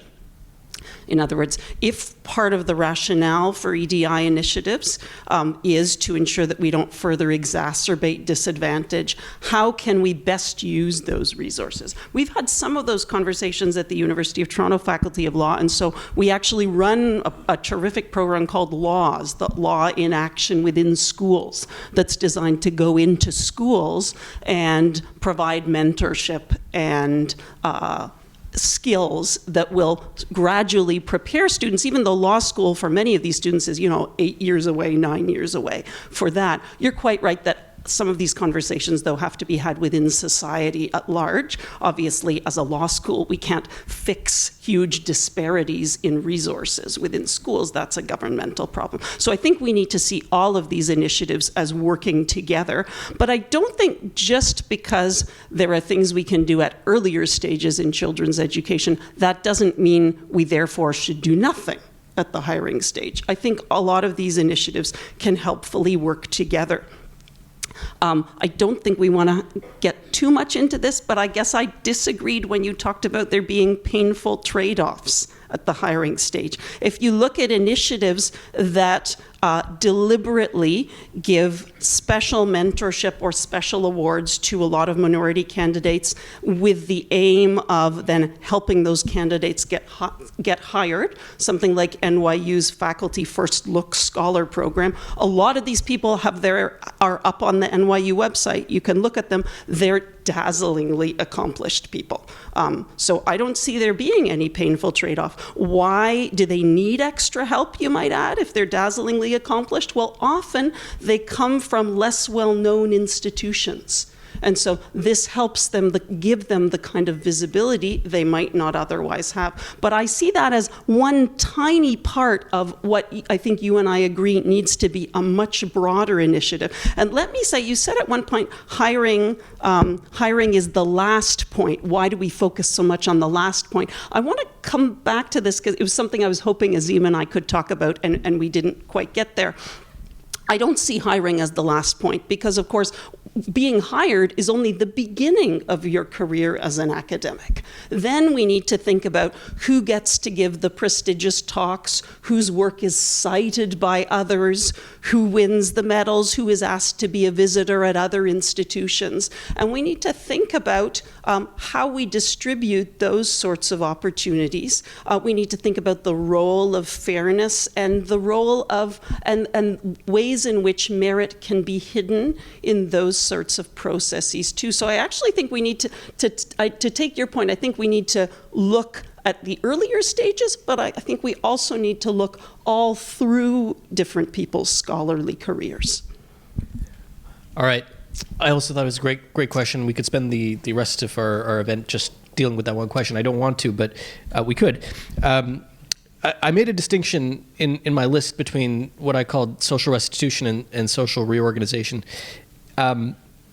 When we hire people from, let's say, marginalized communities, you're right that when we're getting PhDs, we're getting a pretty unrepresented. PhDs are going to be unrepresentative in any group. To elevate the top members of any group probably on its own doesn't do that much good if we treat it as a way of sort of compensating a group for past injustices by then elevating single individuals. It's probably not great. But speaking to your first point, when you hire somebody who studies a particular topic, and this is true in psychology maybe more so than zoology or some other topic, those people can affect change through their research. And so it's not, I think, about handing out faculty positions as a prize for people. It's more handing out these faculty positions as a duty or a conscription of people to get them to serve the society. In terms of your second question, I think that's a very important one.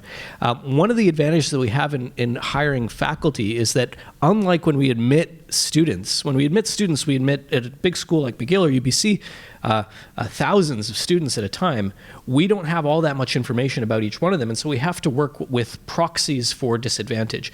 When we hire academics for professor positions, it's through such an enormous amount of scrutiny that we don't have to rely on these just arbitrary proxies anymore. They're group characteristics. We can find out how much, well, we can try to find out how much disadvantage that particular individual had, and then use that as a way of, in my accounting for the discrimination, figure out then what kind of promise they'll have. You mentioned single mothers. I think that's as somebody who had kids late in life, I realized that a lot of my accomplishments above my peers as an academic was just due to the fact I had more time than most of the people who were dealing with kids at the same time. So forget single mothers, married fathers with kids.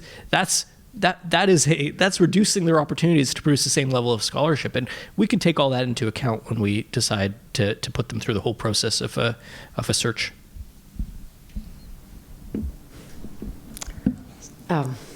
Yeah, there's so many. Oh, yeah, Zoom, right. I forgot Zoom because I don't see them. Okay. Maybe one Zoom question and then from the room again. I think you were next. Yeah, you were next. I think then Alexei, some woman I also thought. Oh my God. Maybe we try that everyone asks just one question and rather short comments.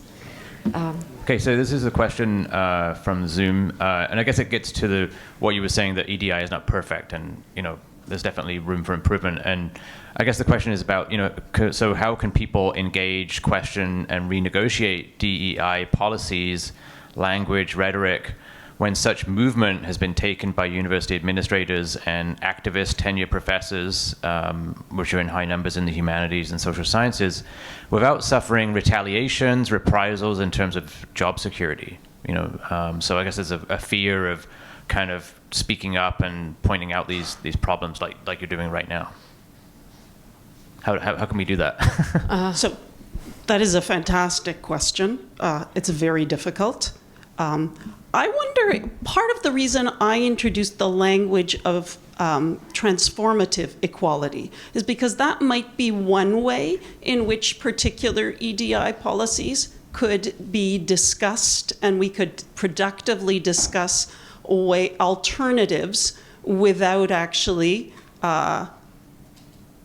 falling afoul of particular prohibitions or raising.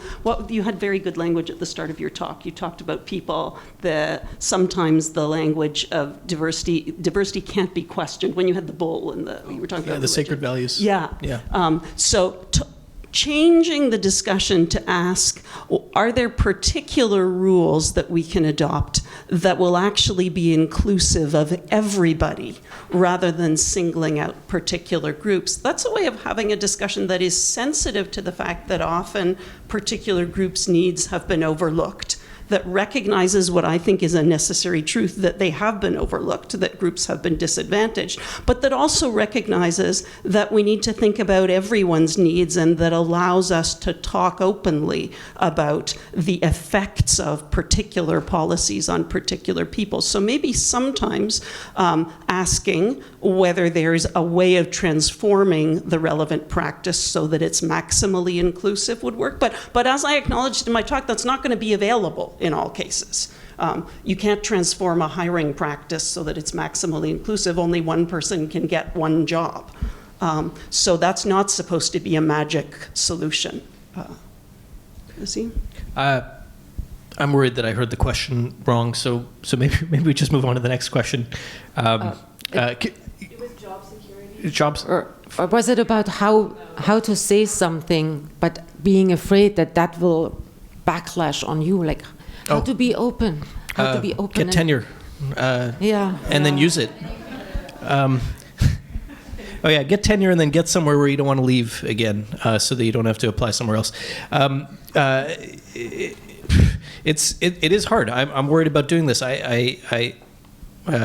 sure not everybody's going to like it. I figure I am tenured. I have a little more cover as a person of color to be able to be a little more critical, and so I feel I have a duty to use it. I feel the more people who do it, the easier it is for everybody else to do it. Yeah, everyone. So it's not just one. Everyone. Yeah. Check, mic check. Sorry, this side too. Hi. Oh.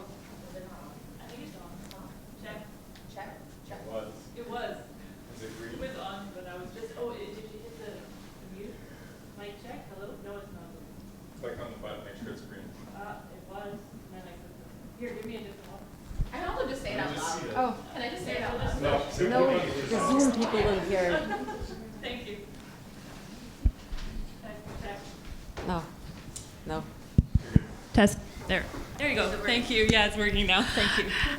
Hey, so I just wanted to respond to the first question that was asked. And what I retained from that is like, what was the point of diversity? As a person of low educational antecedents, I also missed half of the presentation, but I think it's fascinating because I think the point of diversity is sustainability. As a person who gardens, and if I think about like EDI in a sort of metaphorical sense, when you're trying to build a permaculture garden, you have to think of equity, diversity, and inclusion, right? And what is equitable and diverse and inclusive will change depending on the landscape, and the landscape is subject to like the rest of the world and the globalization and the changing of things, right? And so when we think of diversity, it's not just, again, like not just trying to virtue signal, is trying to create a sustainable system where like, it's trying to create a sustainable system that keeps responding to the needs of the population, just as when you're building a sustainable agriculture system, right? And when it comes to, again, like the whole like the hiring and like not trying to tokenize people and like one person and cannot represent everyone, I was thinking about your thing with transparency. Because I recently was seeing a lot of the dialogue happening with like the hiring of the new Supreme Court judge in the Ukraine, because they're trying to like follow a EU model. And obviously like they can't find like one judge who is going to represent everyone, but the trials regarding like this hiring process is open to everyone. And so it's interesting to get like the input of so many different countries and people into this hiring process. And so even though there's only one person that can be hired, you have the input of so many different people that are vetting this person for all the glaring holes in their background to make sure that whoever is selected sort of satisfies a broad range of people. And so in the fact that we can't just hire one person, I do think it's important to like have transparency when it comes to the hiring process, so that multiple voices could at least be a part of who is chosen, to make sure that the person who is chosen is not muting other people in the process.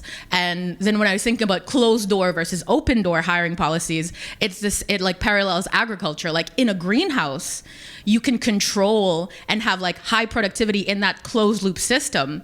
But then if you subject that same system to like the rest of nature, it's not sustainable, right? And so when thinking about EDI, we have to think about like EDI is there because it creates a more sustainable system.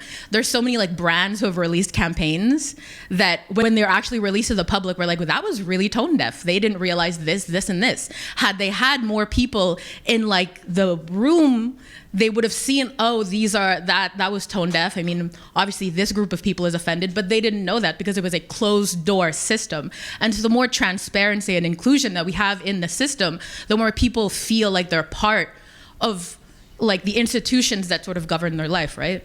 So I just wanted to like respond to what was said there. I don't really have a question. I think this is really fascinating to talk about. That's it. Thank you for your comment. I know you raised your hand very early, but we have Zoom. And man, there are more people on Zoom now than at the beginning. I was just about to bump them down and say we get 2 and they got only 1. The numbers increased, and we have this side. So maybe one Zoom question, then you, and then this side, and then we go. So I guess this question is about, you know, how we're picking what we're focusing on in terms of EDI. You know, so obviously race and gender are kind of on the forefront, but, you know, why not so much sort of socioeconomic status? You know, why, definitely at my institution, I've asked that question many times, and it, you know, gets paid lip service, and you know, people don't seem to care about that as a diversity issue. So one of the reasons why I think we have to focus on the rationales is that the rationales imply different types of diversity. One of the ones we mentioned when we were talking about the single mothers is this accounting for prior discrimination. And I mean discrimination, I think, in the way Sophia means it rather than intentional discrimination. But yeah, certainly if somebody comes from rural Manitoba and got their say, PhD at the University of Saskatchewan versus somebody who got their degree at Harvard and produced the same amount in their PhD, or even produced somewhat less, then that says something really about their promise. So in terms of the avoiding discrimination rationale, I think, of course, we should be taking into account lower SES. We should also be taking it into account for the viewpoint diversity aspect. I think that if you look at the stats on where professors come from, it's a group with very elite origins, many of whom are second generation academics. We're missing out on a lot of voices that way and a lot of perspectives. I agree. Okay, yeah. Now you, please. Yes, please return to the slides from Professor Moreau, the skeptic advocate slide, please. That's the last one. My name is Louis Campagna. I am a graduate student at St. Mary's University in Masters of Management and Cooperatives Credit Union, Masters of Management in Cooperatives and Credit Unions. My opinions are my own. So thank you for your presentation and the ensuing discussion. My question is regarding the third skeptic advocate dyad there. And we touch upon the topics of historical injustices and justice. So this begs the question, what is a definition for historic injustices and justice, and how is this measured? Is, for example, historical injustice, are we talking about the amount of harm, and if so, how do we measure the amount of harm on a given identity group? Is it outcomes-based, which is another way of evaluating a historical injustice? So I had the time to write out a 2-paragraph thought experiment, but obviously for the sake of time I won't read it out, but perhaps I can at least start it off. And obviously this thought experiment, well, it suffers from the flaws of all such thumbnail reductions of reality, so please do afford me your charity. But I do think the exercise provides some insight into the notion, this notion of historical injustice. Okay, Africa, the middle of Africa, 17th, 18th century, a village, 3 boys, A, B, and C. They're triplets. Okay, now they're captured by the tribe next door, and there's A manages to escape and returns to his village, lives out his life. B is sold into the Oriental Arabo-Muslim slave trade. C is sold into the transatlantic slave trade. Fast forward to today. Now, this is where my development would come in, but I think that going through that thought experiment, and either through measuring harm throughout generations down to today, and outcomes, well, I'll come to the outcomes if we use that as our measurement. A, who lived out his life, had many children, and is C today, African herdsman, illiterate, perhaps 60 years life expectancy. B, after surviving the trek through the Saharan desert and surviving the procedural castration, of which the survival rate is estimated about 20%, well, for obvious reason, his lineage is extinct. C, after generations of chattel slavery, Jim Crow, etc., today is perhaps an engineer, a lawyer, or worse yet, an investment banker. So, point being, if we're going to talk about historical injustice, this needs to be defined, it needs to be measured, a measurement of harm over generations, a measurement of outcomes. But at the end of the day, if we're going to readjust shares, which is a definition of equity, for the purpose of historical justice, how are we going to go about all of this? Thank you. Thank you so much. So as you probably guessed, I take the blue advocate position. But I actually think that when we do any kind of EDI initiative in hiring, it's a mistake to think of that as an attempt to rectify a historic injustice. So I think we can, if we want to think of it from a justice-based standpoint or the standpoint of discrimination, recognizing that's one standpoint among others, the best way to think about it is as exercising our responsibility to achieve justice now, given the way in which certain existing policies now tend to exacerbate disadvantage. But I think it's a mistake for probably the reasons that you're thinking of to try and allocate academic positions now as a way of compensating for past historic injustices for groups. Why? Well, in a sense, there's a bit of a mismatch there. The historic injustice is generally thought of as an injustice against a group of people, and it's very difficult to fix that by giving a job to one person right now. So my thought is there's a mismatch. There is an issue of justice, but the issue of justice is how can we avoid now perpetuating certain sorts of disadvantages? We want to be sure the university doesn't do that. Let me say, I'm not denying that as a society, we ought to talk about reparations for historic injustices to groups. I just don't think that's the job of a university to do in its hiring policies. I agree. Sorry, Annette. I'm so happy. I can go to the next question. There's someone from Zoom, and then I don't know whom to take from that side. Yeah, right. The last table after Zoom. So Zoom, this side, and then that side. Okay, so from Zoom. So I'm not sure if Sophia sort of said this, but there was a suggestion that you were indicating that EDI is something that's going to be, permanent, kind of never-ending pursuit of absolute representation. I'm not sure if that's what you said, but that was kind of what's in the question. So absolute representation on every level of every aspect of academia and society. So is it kind of like a self-perpetuating job creation project and not much evidence, with not much evidence or benefit?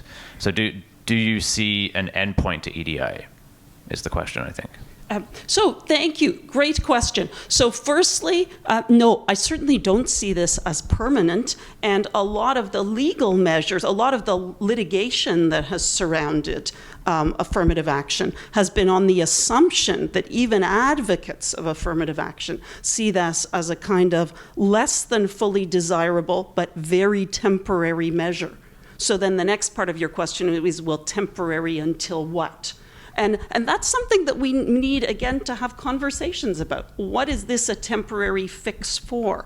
Now, from my standpoint, I see it partly as a temporary fix for these kinds of cycles of disadvantage that certain groups get into whereby they're inferior to others in society at large. And we want to try and stop those cycles so that no one group forms an underclass. So from my standpoint, if we could ideally reach a state of affairs in which there were no social groups that were underclasses, then even though some people would be more disadvantaged than others, other people would always have more wealth than others, we wouldn't have the kind of social hierarchy that's problematic, and then we wouldn't have a need for these sorts of measures. Good, thank you. Finally to you. Yes.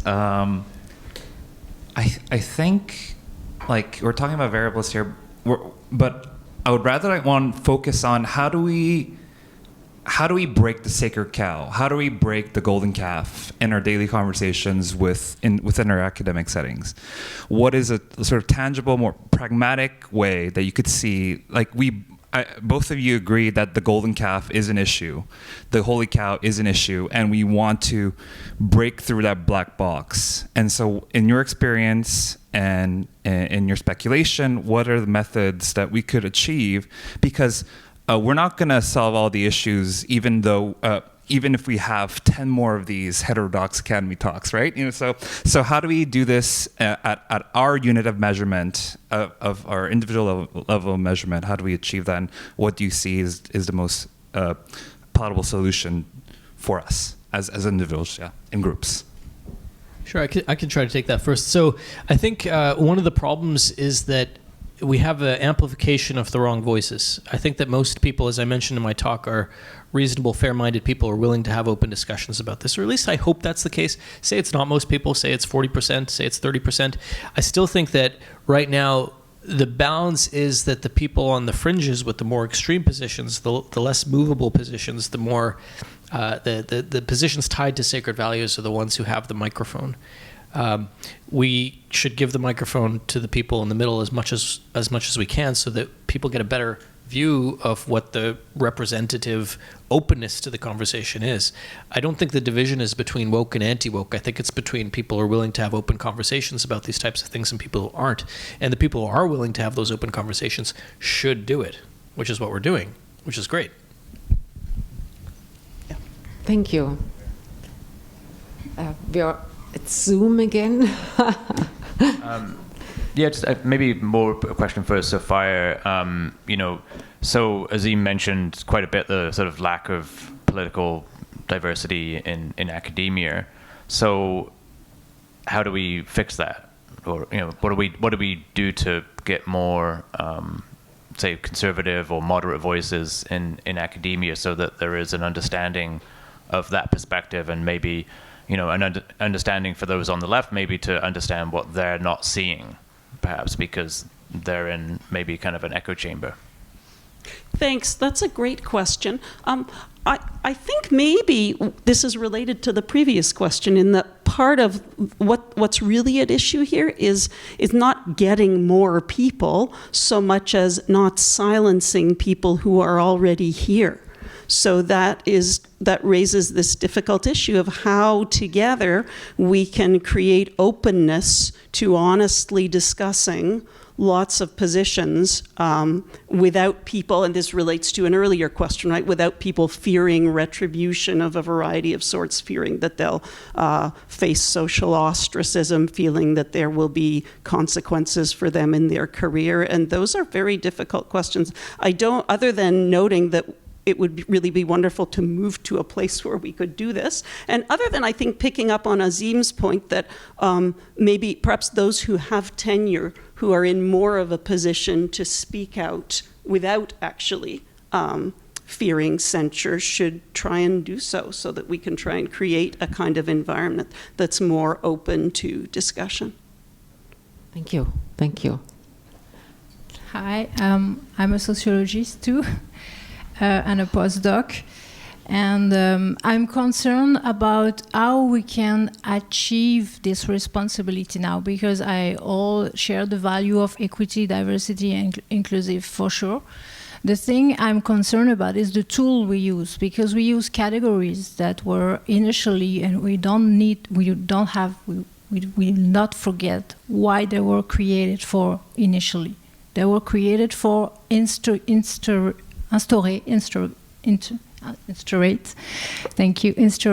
hierarchy between people, colonize Africa at the beginning. So I'm a descendant of colonized people from Algeria, and I'm really concerned about using the same category to undo what they were created for. And this is this concern I have, and also the measure you want to use that were created by a dominant population to allow people to access to the same privileges. For me, it's also a point of view from one dominant group that try to apply their vision of equity on another one group. And that's two concerns that I have on this point of view, trying to undo things using the tools that were created for building hierarchy and domination. I think we can use better tools to represent the inequalities right now than using race or gender or this kind of tools. That's my first concern. Thank you. Thank you. That's a really important set of concerns that we haven't yet talked about today, so I'm grateful to you for raising them.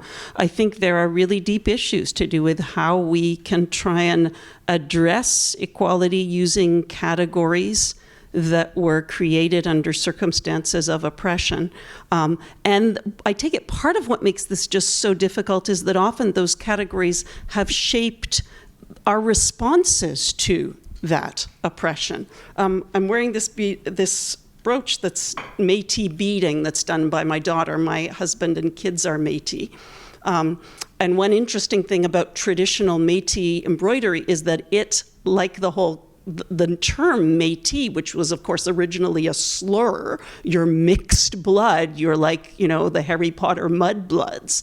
The beadwork is now emblematic of their culture, but at the same time, actually a lot of it follows the traditional preferences of white Victorian women, whom the beadwork was sold to. So a lot of the traditional symbols involve flowers, and flowers that are not even native to the places where the Métis people live. So there are really interesting ways in which cultures now and peoples are bound up with, in a sense, the signs of their own oppression. And how we move beyond that is a very difficult question. Other than that, I think this goes back to what we've been saying about creating openness to conversation. Part of the answer to that question is that it's not something that we can impose from the outside. It's that particular people who self-identify with particular groups need to feel free to talk about this, and maybe they'll come to different answers themselves. I mean, speaking as best I can for the Métis people, I think they're now they have adopted the term Métis. They're willing to acknowledge that oppression forms a part of their past, that they are a distinctive group. They're now negotiating various self-government agreements. They're actually engaging in a very wonderful version of this process in the course of having negotiations over self-government. And there are quite explicit discussions, for instance, within the Métis Nation of Ontario about who we are, who do we think we are, what is the language that we can productively use going forward. So maybe that might be one such model to look to. But these are very important questions for us to think about. Thank you. Thank you. I'm glad I didn't Can I add skip. one more thing? Yeah. Sorry, I'm sorry to add one more thing. One of the observations I've made as a psychologist is that whenever an extreme position is taken, the other side uses the extremity of the other position to get extreme themselves, to justify taking extreme positions. And I fear that that's why we have this backlash pendulum situation, that it's so easy to justify taking an unsupported and extreme position yourself because you can point to the other people and say they're doing it. And I think that's what we have to stop. We have to slow the pendulum. And I think what the point is, what Sophia said, we have to talk about it. We have to discuss. Sometimes there's resistance to change, but we have to talk what is reasonable and what can be done and where it has a price that we don't want to pay as a society. I give the word to Zoom. Sure. So this kind of follows on from that, talking about it, it is one of the issues why it's maybe hard to talk about EDI in a university setting, is that you've got all these different disciplines who have, and some are very quantitative based and some less. And so does that create sort of a barrier for a university or academia in general to sort of start talking about and kind of understand EDI? Is that there's just different... Some people are coming to this in a very kind of data-driven, meta-analysis kind of way, and others are, not kind of as open or not sure about that kind of data-driven approach.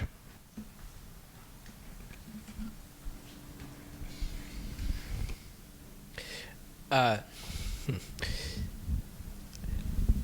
I think that is a problem. I think that one of the problems, including in my field, is people knowing the answer to the question before they really try to answer the question, and accept the methods only if they reach the correct answer. So once you have quantitative methods which lead to an answer that somebody doesn't like, then they start criticizing the method. And same on the other side, I imagine. I am attracted to the quantitative social science side because I think that they do provide better answers. But I get people's skepticism of that. I think that that's what makes the interdisciplinary work so hard and so important, is we can hash out our methodological differences, figure out where the weaknesses are, and then hopefully come up with solutions which incorporate the best of all of them. I just jump in here. I think that one thing that question brings out is just that we probably don't talk enough as members of universities about the goals of universities. So some of the reasons why we don't have conversations about EDI are that we don't have many interdisciplinary conversations at all about what we're supposed to be doing as a university. And maybe what this suggests is that maybe we should start having some of these conversations. What exactly are the university's obligations to society at large? What are its aims? What are the aims of particular universities? Because obviously particular universities, especially newer universities in more remote locations, perhaps have evolved in response to a particular set of needs. So maybe they will have a particular set of goals. Interestingly, the law schools that I have been part of tend to have more of those conversations because, of course, we're training students for a particular profession. We're all supposed to be concerned with justice. So there are more of those conversations, but I'm not really aware of nearly enough happening at the level of the university as a whole. Yeah, I think that's great. To add to that, I would say we should expect these conversations to be messy and difficult and often acrimonious. And one of the things that I've learned digging into the research on diversity is that it seems to always come with coordination challenges. It seems to always be difficult. And I think we have a tendency, especially academics. Academics tend to be a more introverted, agreeable group than usual. Maybe not philosophers, but well, I was only sort of joking about that. We tend to shy away from that type of conflict. And one of the ways we shy away from that conflict is to insulate ourselves in our own disciplines. I think we have to embrace the conflict. As conflict diverse as we might be, we have to be ready for these conversations to be very difficult and to have our feathers ruffled.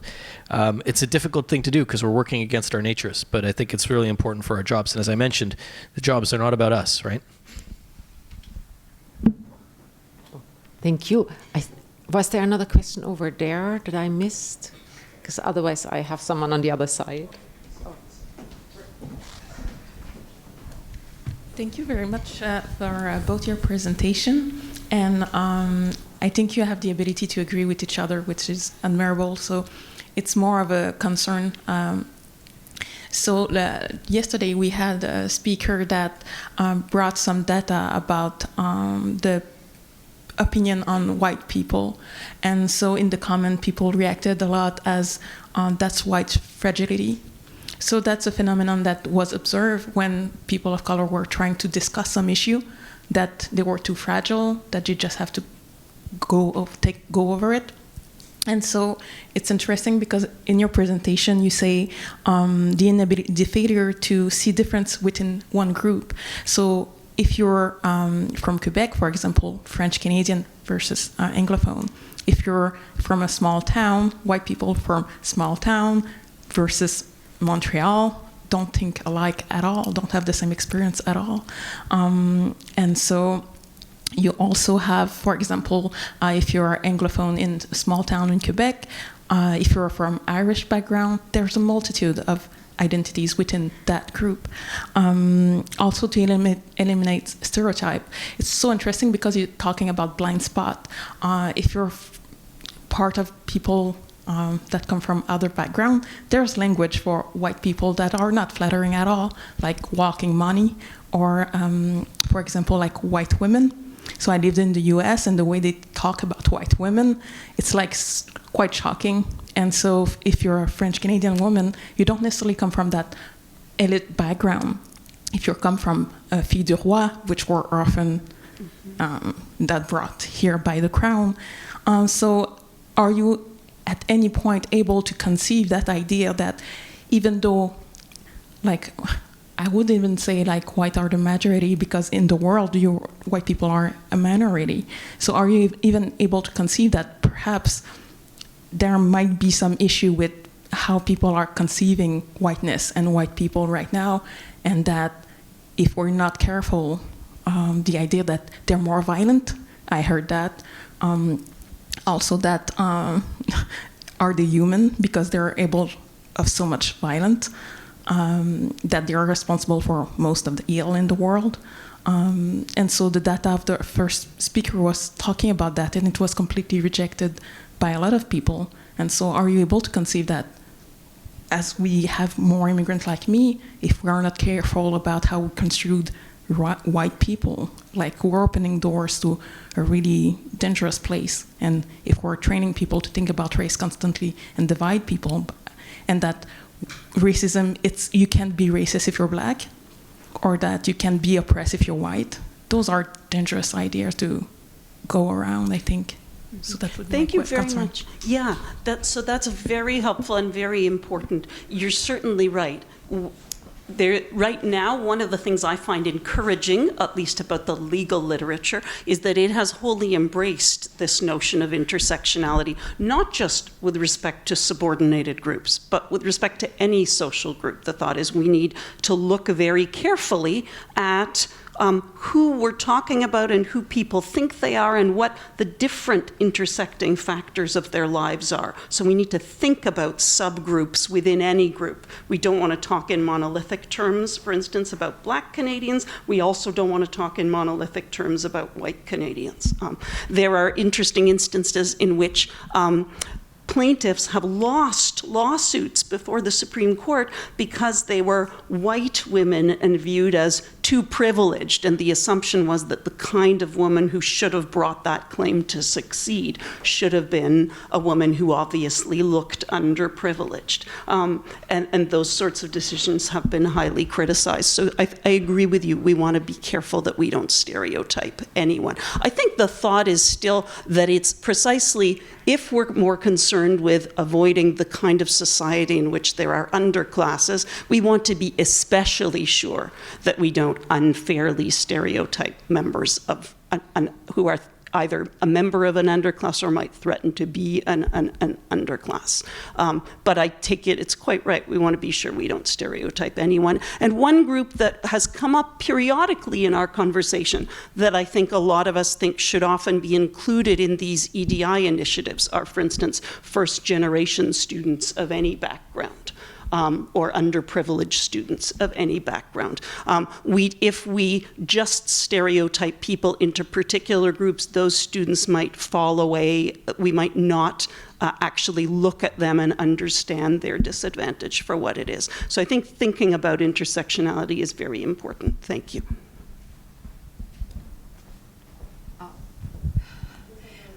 I would give it to the Mr. and Test? You're the next after Zoom. Great. Just two quick comments. The first comment is thank you both. This has been one of the, in my entire academic career, this has been one of the most interesting and thoughtful discussions that I've heard, and I really appreciate it. I am really disappointed that there isn't more of this at institutions like this. The second thing is a comment regarding the question about how to address these kinds of problems. And it seems to me that, as was pointed out, there's a tendency for the extremes to dominate the conversation. And I think one way you try to overcome that is perhaps to try to find common ground. And I noticed a number of suggestions here are actually much more general than about EDI, depending on how you think about EDI. So I was just looking at Azim's list at the beginning. This seems to me just rational decision-making about any university policy. You know, what are your goals? What are the trade-offs? And what are you trying to achieve? And so it seems to me that my suggestion is, and then you can react to this, is that there's enough literature there, and I'm thinking of things like Daniel Kahneman's work, where I've witnessed in hiring committees complete irrationality that doesn't have anything to do with EDI. This has to do with lots of other things. So it seems to me that this kind of approach of kind of generalizing it, let's look at this as trying to bring in more rationality and evidence into a discussion. It seems to me that should dampen down the extremes. Maybe it won't. But anyway, just don't want to end. Thank you very much. I really appreciated it. Thank you. Thanks.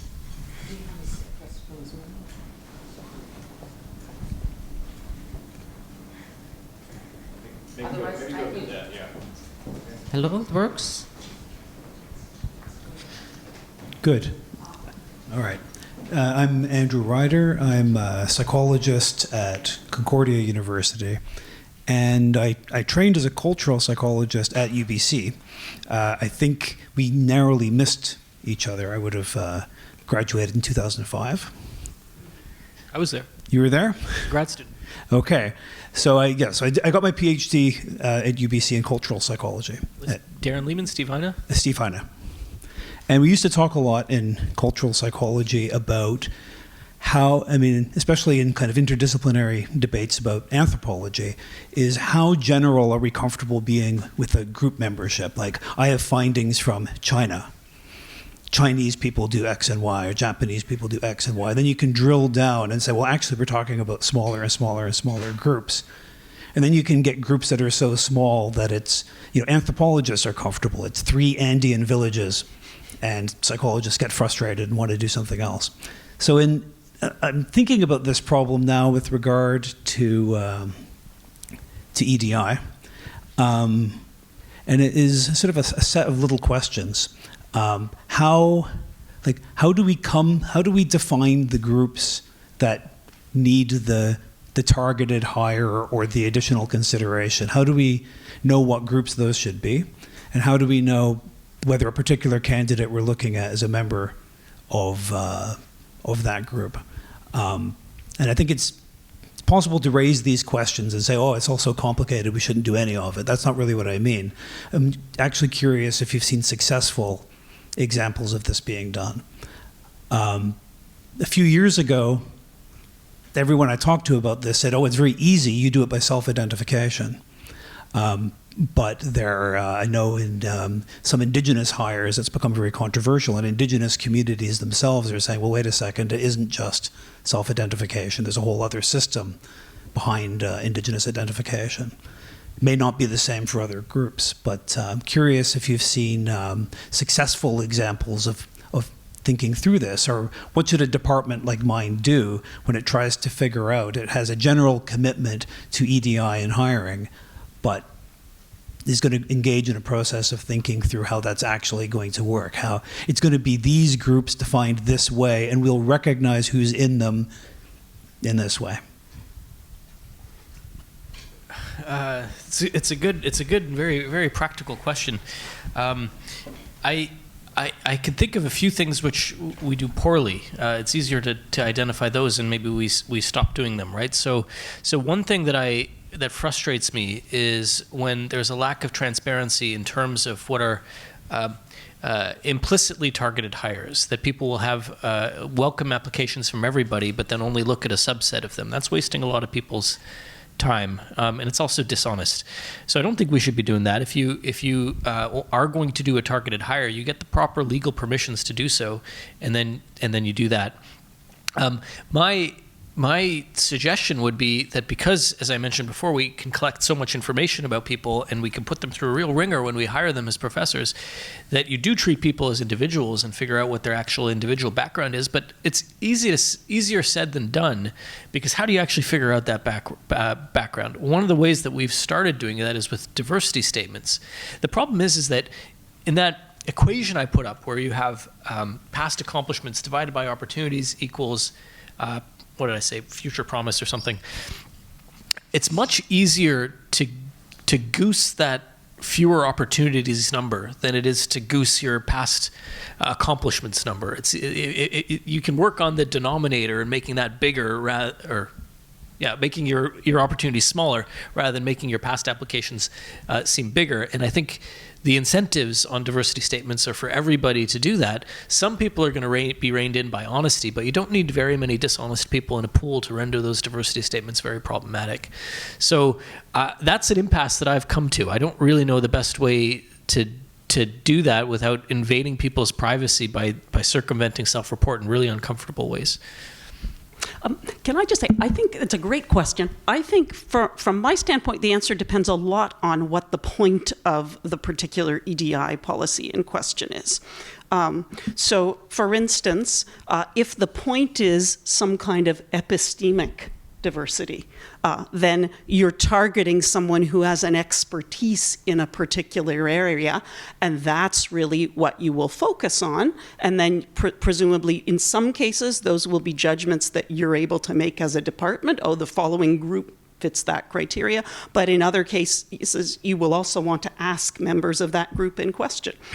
So for instance, maybe you're a law school and you realize that there's this glaring hole. You don't have anyone to work on the interaction of the justice system with Black Canadians or Black Americans. Then you may want a scholar of a certain background, but obviously you also want someone who works in that area. And so that will partly target that.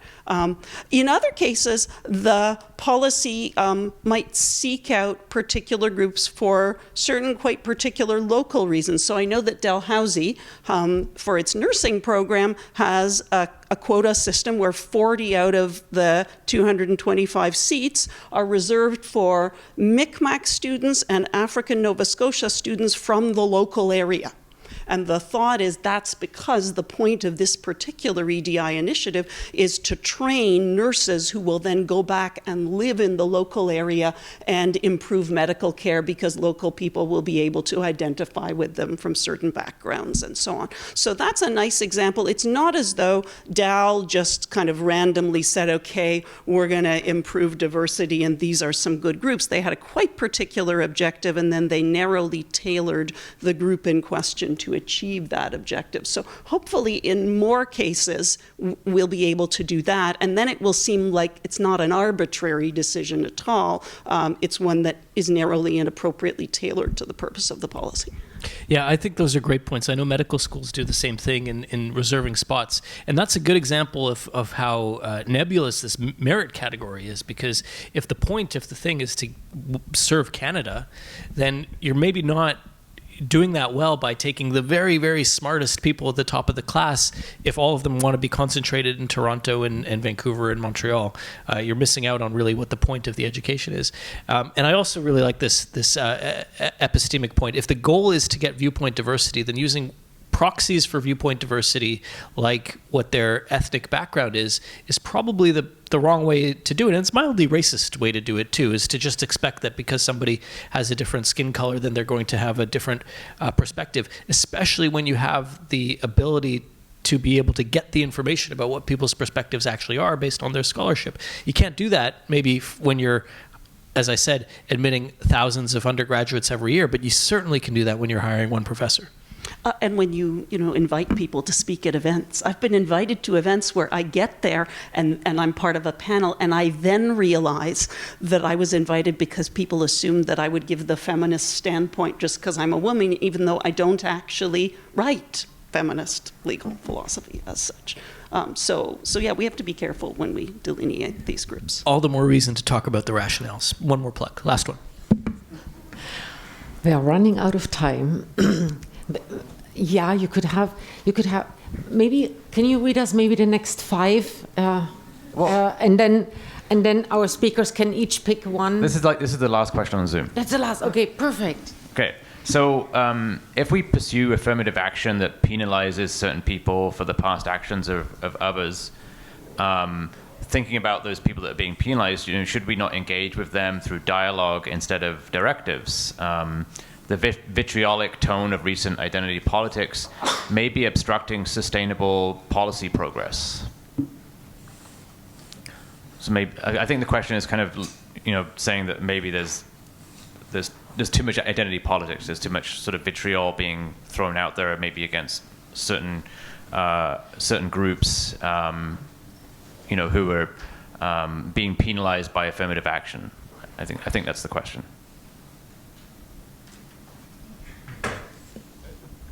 Like Asians? Who are we talking about here? I don't know, but okay. Yeah. So those that being penalized by affirmative action. So I guess the question is, if you're being penalized by affirmative action, should there not be more of a dialogue instead of just being a directive? So trying to communicate, I guess, the why we're doing affirmative action. I mean, it looks like your answer is on your slide, right? Yeah, I mean, I think we do have a pretty broad conversation about affirmative action. I think people talk about it a lot, and I think that's good. Yes, I think people should be honest about the aims of, yeah, I would. One last plug. No, I think that there definitely should be more conversation about this. I do worry a little bit. And this goes back, I think, to Valerie's question as well, that the increased focus we've had on race has over the last, say, 5 or 10 years, has exacerbated some of the racial problems more than it's fixed them. I think it's done both, probably, but I wonder what the net balance is to having everybody think about race, including their own race, all the time. It might be us moving in the wrong direction here. We may actually finally have hit on something that we disagree on, because I actually don't think we think about it enough. I think there are, for instance, I have been astounded over even just the past few years to realize how little I actually understand about various forms of racial segregation that existed in Canada. The school system in Ontario was de facto racially segregated for many, many years, and I was largely unaware of it. So I feel like there's always more we can learn. I guess I agree with you in the sense that I don't feel it should dominate every conversation, but I feel like there's still more to learn. Can I just go back to this question for 1 minute, though? I think it's important to realize, if we're going to have an open discussion about affirmative action, that its point is not to penalize the people who don't get the jobs. The word used was, why should we be penalizing some for the actions of others? I don't think that's what it does. It just doesn't give certain people a job. And unfortunately, with affirmative action, unlike the many other EDI initiatives that I listed on that one slide, it is a kind of zero-sum game. There's only one job. So no matter what wonderful policy we come up with, somebody will not get a job. And it can't be that we regard that person as penalized just because they didn't get the job. So I think we may have hit on another area where we disagree, and really, this is terrible timing. It is fine that you agree. I mean, my feeling is that this most recent Supreme Court, U.S. Supreme Court decision was on the basis of the fact that you had Asian students actually genuinely being penalized in their personality scores being reduced in order to lower their entire score, in order to engineer a particular quota that you wanted. I think that's what the allegations, which were, I think, well supported against Harvard, were. I mean, you're penalized, to my view, means punished. Nobody's punished when they're disadvantaged. They're disadvantaged, and we can talk about whether it's fair to disadvantage members of certain groups just because they're a member of that ethnic group. I take it that's really what's at issue. Is it fair to give an advantage to members of certain races and to disadvantage others? But penalize suggests somehow that you've been stigmatized, and that's what I want to resist. I don't think that not getting a position at an elite university amounts to a stigma on you. In particular, in a context where the point of these sorts of programs is to reduce pre-existing stigma that other groups have suffered from historically. Okay. Yeah. It shows this is just the start. Yes. Like, not all the questions could be posed, not all the comments could be done, and it feels like we are scratching the surface, and many things I would have loved to discuss further, not just have one comment.